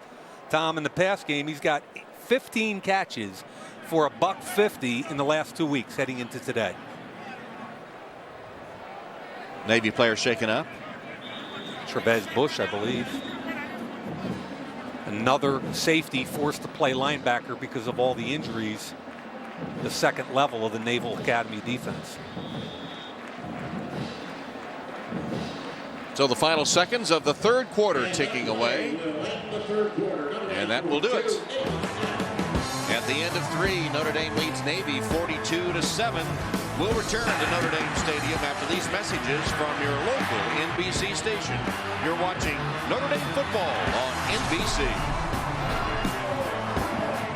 There in the third, but it's 42-7 as we start the fourth quarter. What a difference a year makes. Last year at the end of the third quarter at the Meadowlands, Navy led Notre Dame 35-10. Catch made by Theo Riddick. Kind of like the check down there too. Red zone. Protect points. We learned that with Matt Barkley, how effective a plan that can be. And here Tommy didn't have anything. He didn't force it. He knew where his check down was. That's a veteran play right there, and I like it. Ball at the 8-yard line now.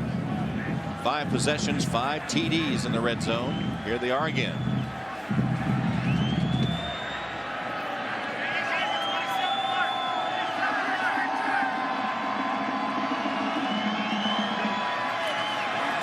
Jonas Gray cuts back to the 5-yard line. Very effective, Tom, today in the red zone. That's been one of the problems all year long. Turnovers in the red zone, 59% on the season.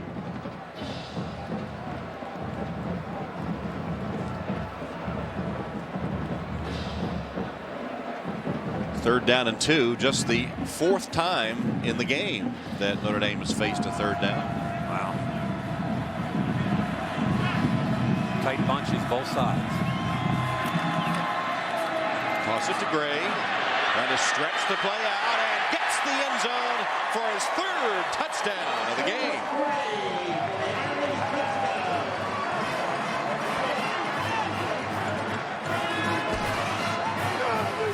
Now the key here is you're expecting 2 diminutive wide receivers to block at the point of attack right here. T.J. Jones and Riddick. They do just a good enough job, and Jonas Gray does a great job setting up that initial block, giving the block time to develop, and then he turns it on.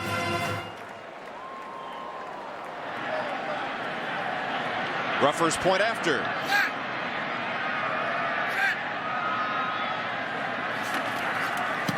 And it is good. That ups the count. 49-7, the Irish over the Middies.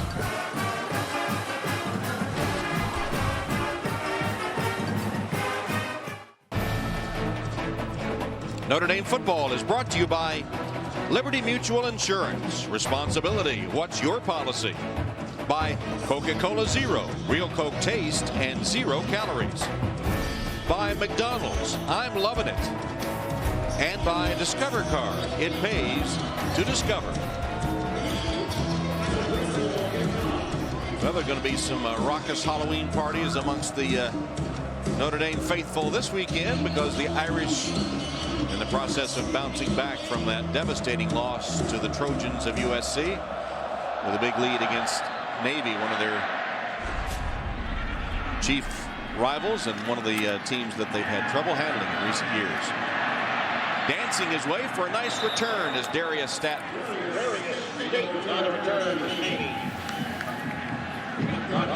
So Jonas Gray with a big afternoon, 3 rushing touchdowns for the Irish. All day, baby, all day, that's what we do. Pretty much has been all day.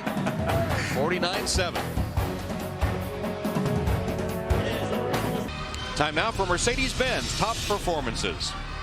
Late in the first quarter against Michigan State, George Atkinson III fielded a kickoff at his own 11 and ran 89 yards for a touchdown to give Notre Dame a 14-3 lead. And last week against USC, Atkinson fielded a kick at Notre Dame's 4-yard line, took it 96 yards for the score to cut the Trojans' lead to 17-7. Head over to NBCSports.com/Mercedes for more top performances. Hadn't had much of a chance to do his thing today, as the Irish have been kicking off after scoring 49 points. When he kneels down in the end zone after one of those kickoff returns, it's to emulate Rocket Ismail as Alexander Teach gets the call. And that was a huge get from a recruiting perspective for the Irish last year. George Atkinson, a California kid, it came down to USC, Notre Dame. Not only did they sign up George, but his twin brother, Josh. And as we talked about earlier, his dad played for the Raiders in the heyday of the late 60s to late 70s.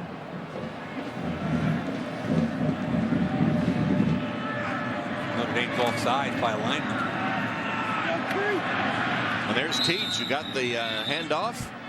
He never knows in advance whether he's going to get it or not, and that time he did, as Miller left it with him, and he had a good gain, and there's an Irish player shaken up. I believe it's the freshman Chase Hounshell.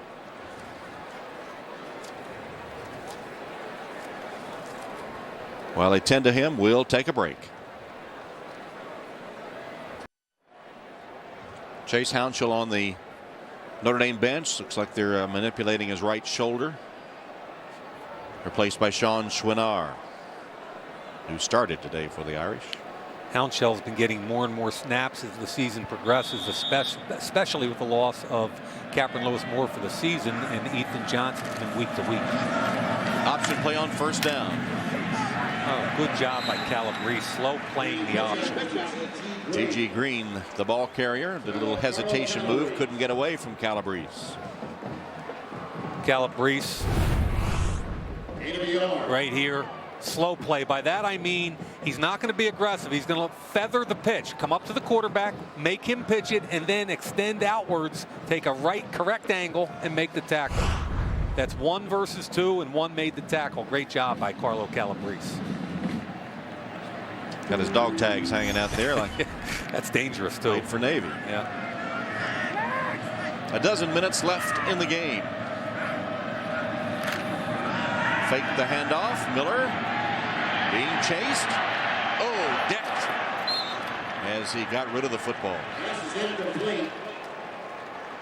Pressure on the quarterback by number 1. Ishak Williams really put the leather.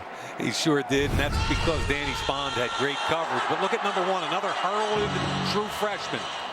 Unbelievable body type, big hit, 6'5", 255 out of Brooklyn. A lot of people thought he was going to go to Penn State.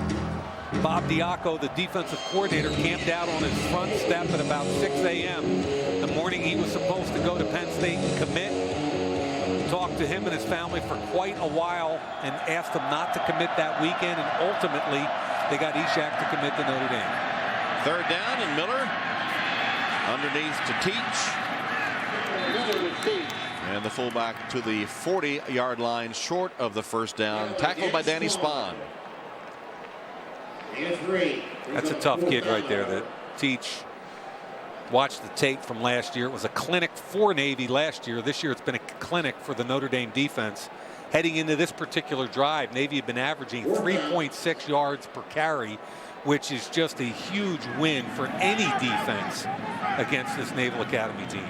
4th down and Beltran in punt formation. Nobody deep for Notre Dame.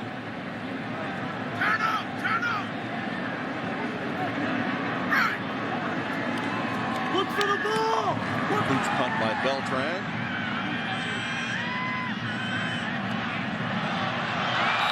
Well, it looked like they were going to be able to down it as it was batted back out of the end zone, but it caroms off a Navy player into the end zone for the touchback. So Notre Dame will have the football at its own 20 as Navy was unable to down it. 10:54 left.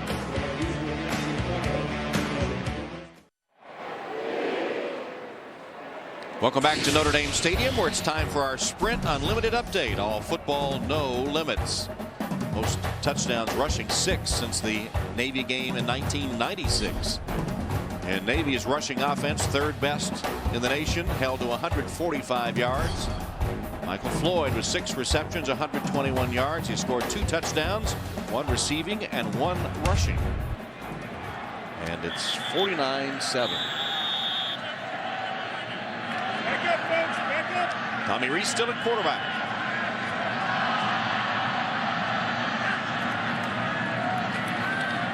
With a handoff to Atkinson.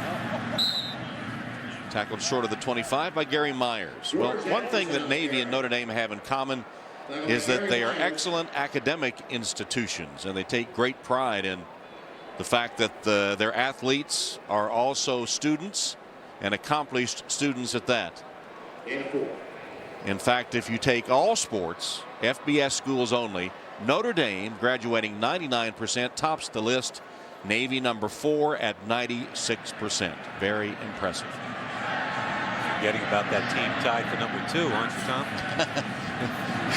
Boston College.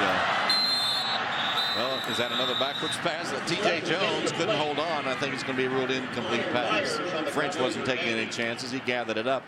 Good job by Gary Myers, being very aggressive at the point of attack. Myers out here. Look at him. He's leaning. He feels it. He sees it. He beats Koyak to the football. Picture perfect tackle. Really good play. Clearly a forward pass. Yep. Note to self, no more laterals. Approaching the 10-minute mark. Blitz comes from Navy, picked up by Notre Dame, and then intercepted by Warwick. Matt Warwick intercepts it and takes it to the 25 of Air Force of Notre Dame. And now, Tom, I'm curious to see if Tommy telegraphs this. This is my biggest pet peeve with young quarterbacks, that their eyes lock onto a target. Let's see what happens here. There's the fake. Look at his head. He started looking to his right first, and when he came back to Toma, that's a throw you can't rip. You can't pull the trigger. There he comes back late. So he didn't stare him down. That's good. However, the decision to rip it when he came back to Toma was bad.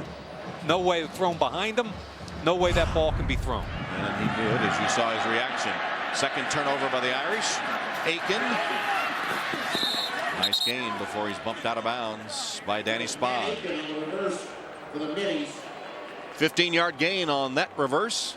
Yeah, Ryan Bassford showing a little bit of athletic ability, the right tackle, getting out in front. Key block on Danny Spond. But you know, Tom, it's interesting they keep Tommy Reese in the game in the 4th quarter up 49-7. I figured it was probably to try and get him more reps, but you want quality reps. You don't want mistakes.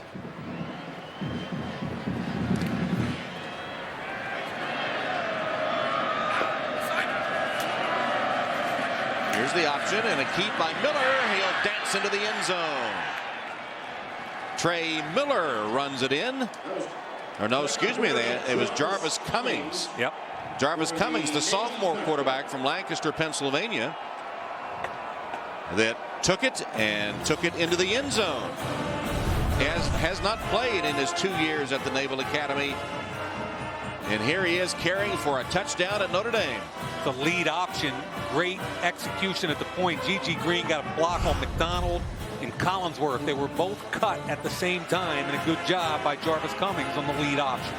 So Cummings will remember that for a long time as T kicks the extra point, and Navy has 14. 9:25 to go. It's 49-14 Notre Dame.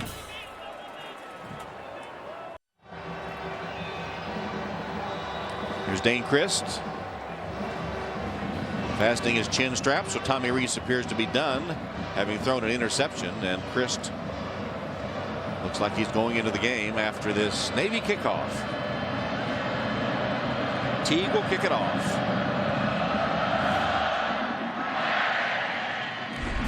Taken on the fly by Collinsworth, and Austin Collinsworth breaks free. Oh, he's had some game today. Oh boy. To the 48-yard line. That's a 32-yard return. I promise you, Chris and Holly Collinsworth are excited at the day their son has had on special teams. Austin Collinsworth, 2 years in a row. Watch him on the first kickoff of the day. Accelerate, see the football, tackle, he rips the ball loose. Second kickoff of the day. Watch him take on the blocker and make the tackle. That is a big-time play. Again, accelerate to the football. Find a gap, get off the block, get a piece of the tackle, and then on a punt, he and Bennett Jackson. That's as good a day as you can have on special teams that Austin Collinsworth has been a part of. George Atkinson will lose a couple of yards as Christ is in the game at quarterback. There's Austin. He's been a stellar special teams player, as you mentioned earlier. Was a wide receiver at Fort Thomas Highlands. He was a running back and a wide receiver, and played some defense for a Kentucky State Championship team. Came here as a wide receiver, played special teams, moved to safety, and still a special teams stalwart. Today has been maybe his best game. Atkinson again. And Dane Christ getting the call. We talked about it earlier. It never has been a distraction for this team when he could just be one of those players always agitating, sort of a distraction and fomenting unrest, but not so. He's a classy individual, and this season will test his mettle in that regard, but he has been stalwart in his support of Tommy Rees and of this Notre Dame team. I thought he was really about to change everything in the third quarter last week. Here's a nice pass. Rifles it into John Goodman, who makes his third reception of the season. He comes in when Tommy gets hurt. No warm-up. Goes 4 for 5, utilizing mostly Tyler Eifert. They have the ball on the 1-yard line, and the fumble snap changed everything. Here he is. When I talk about a pro-style quarterback, that's it right there. 6'4", tall in the pocket, good mechanics. Whether he goes somewhere else next year, stays here, chooses to go in the NFL draft, I don't care what it is. This kid's got a bright future in or out of football. Alex Welsh, sophomore tight end from Cincinnati, Ohio, with his first career reception. Nice to see that. 6'4", 245-pound sophomore tight end. Had foot surgery, has worked his way back in the lineup. And Tom, today we've seen, remember, Mike Ragone went out early in the season, who's kind of their blocking tight end. Today we've seen Eifert, who we always see. We've seen the freshman Koyak and Alex Welsh now working in both in the pass and run game.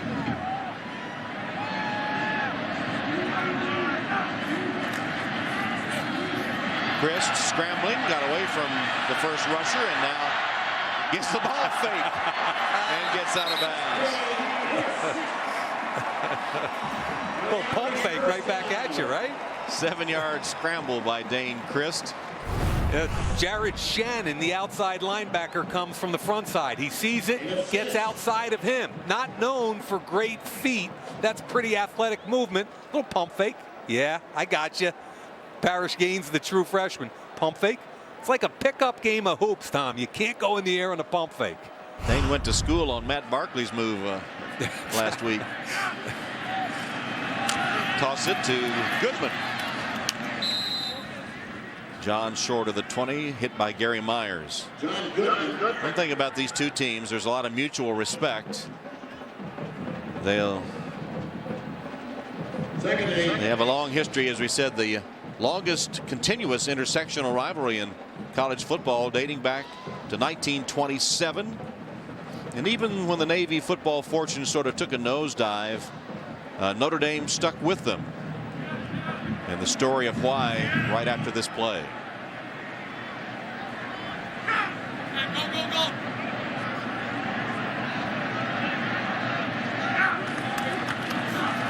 It's a handoff to Atkinson. Gets around the corner, cuts back, spun out of bounds about the 5-yard line. George Atkinson with a nice run, covered 15 yards. Well, during World War II, when Notre Dame was an all-male institution, with so many prospective students off to war, the enrollment fell so much that they were afraid they would have to close the University of Notre Dame. But Navy decided to establish a Navy College training program on the South Bend campus in July of 1943, providing a much-needed economic relief and a surge of energy. The Reverend Theodore Hesburgh said, "In gratitude for helping us keep this university open, we will pay Navy as long as they want to every single year." And the rivalry has been renewed till 2026, the 100th anniversary. Christ keeps to the 5-yard line, tackled by French. Thought it was interesting, Tom, speaking with Navy head coach Ken Niumatalolo the other day. You asked him about recruiting, and he talked about academics and football and all the rest. And then he said, you know, but employment becomes an important thing, especially in tough times. And he said in the last 4 or 5 years, with tough economic times, jobs scarce, we've seen more and more quality football players interested in attending the service academy.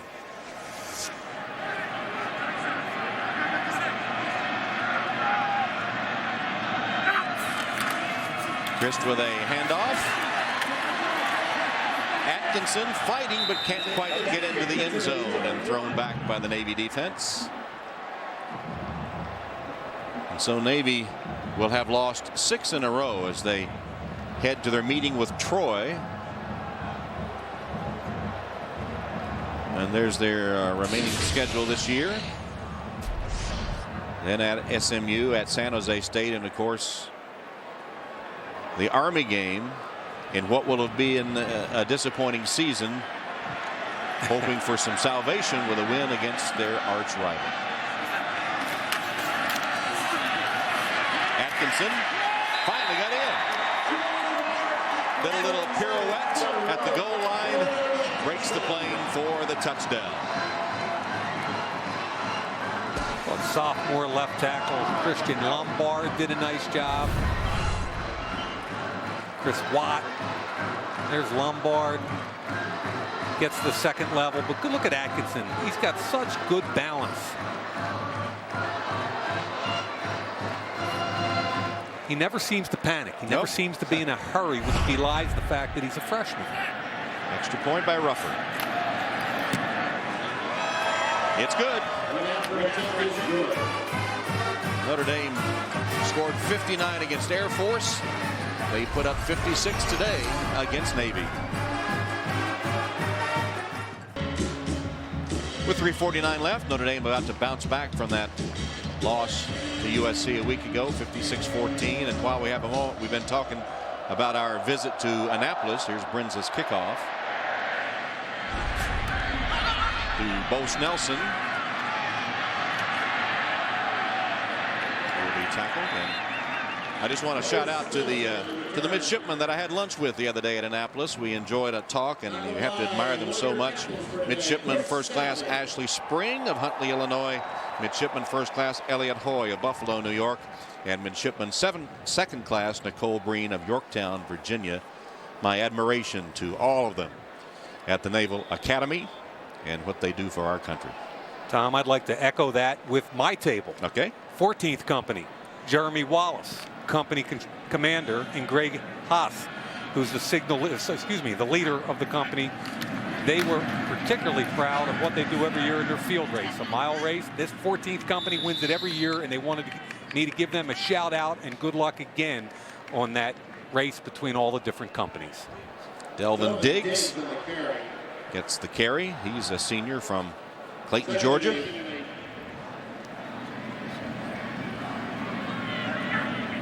Pretty cool how they served 4,400, and that day I guess it was only 3,800 midshipmen for lunch. They all sit down at the same time, and a half an hour later, it's empty.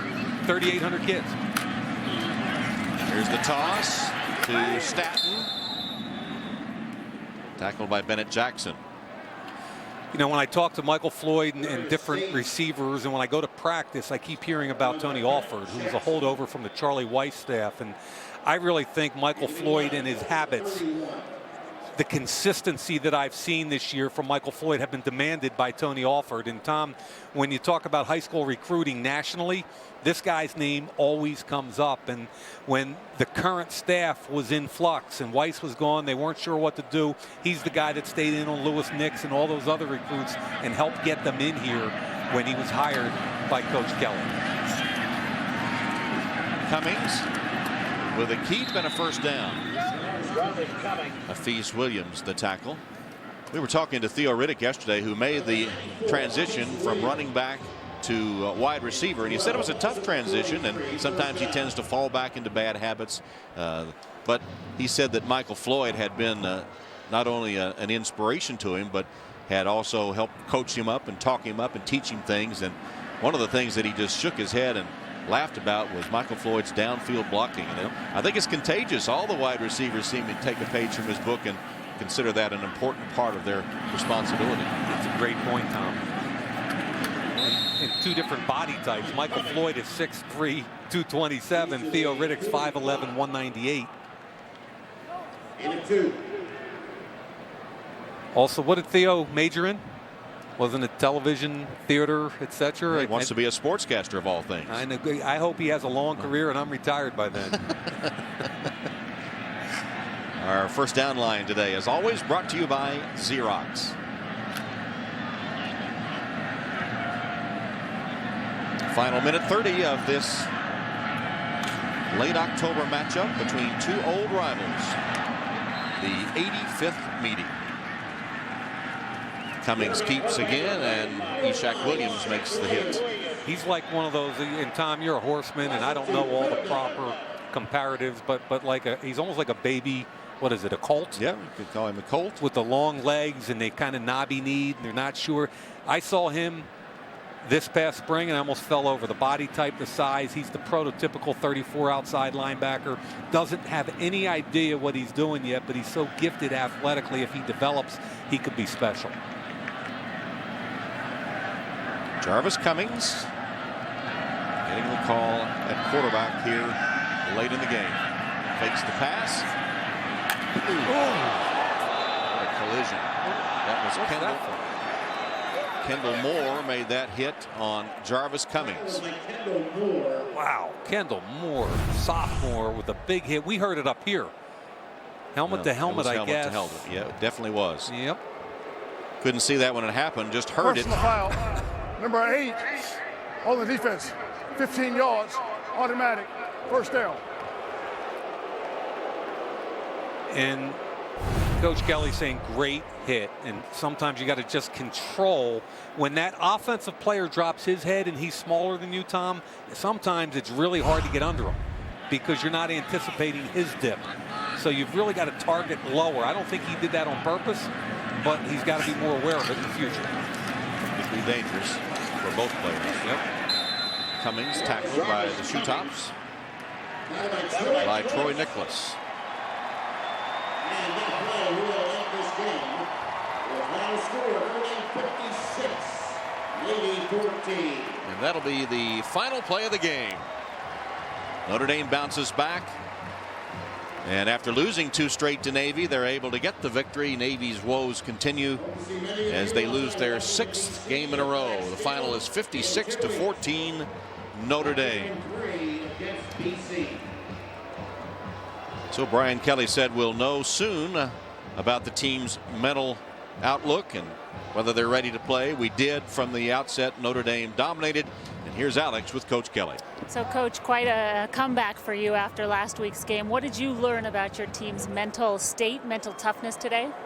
Well, that's what we've been trying to build and continue to build with our football team, and resolve a mental toughness that we got to try to do that every week. I was really proud of our defense. That's a really tough offense to stop.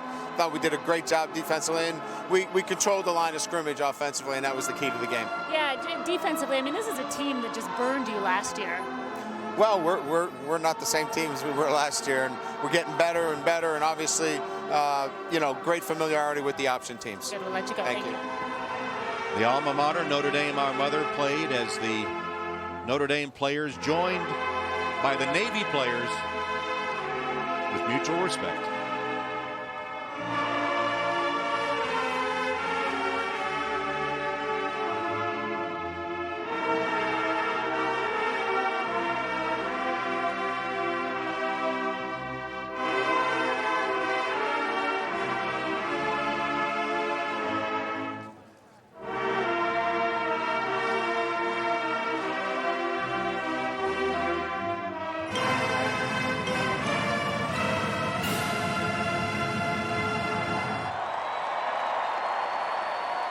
So the playing of the Notre Dame alma mater. And now the two teams to the other corner of the stadium. For the Notre Dame alma mater, navy, blue, and gold. And once again, the two teams showing their respect for each other. The Notre Dame players accompany their Navy counterparts for the playing of the United States Naval Academy alma mater. Phenomenal.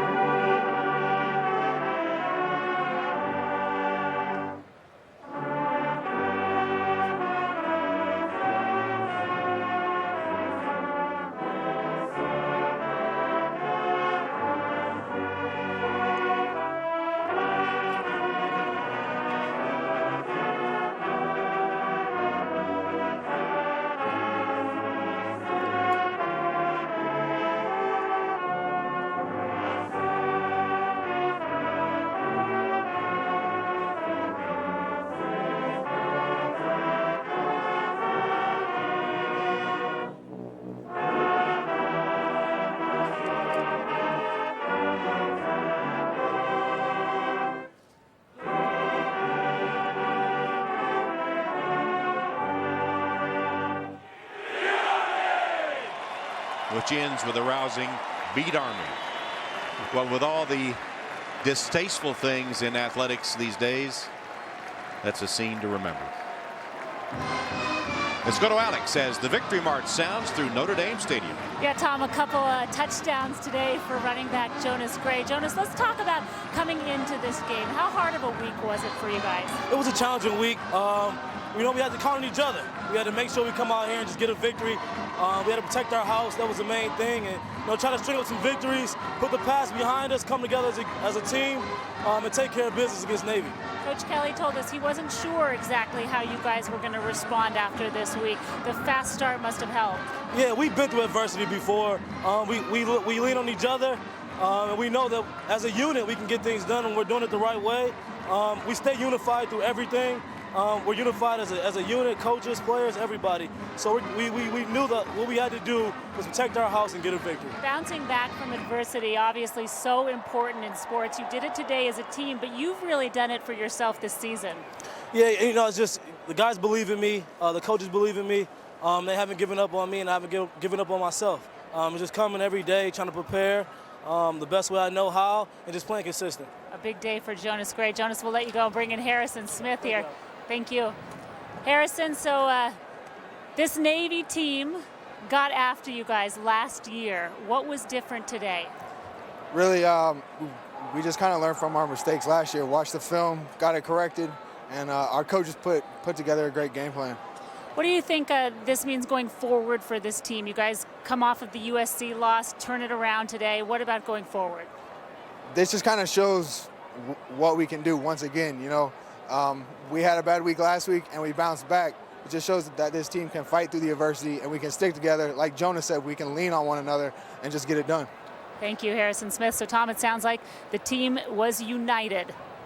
All right, Alex. There was a question mark as we started the day, but Harrison Smith and Jonas Gray. Jonas with 3 rushing touchdowns today, one of 7 rushing touchdowns on the day for Notre Dame. They win it 56-14. More from Notre Dame Stadium, but first let's check in with Liam McHugh in New York.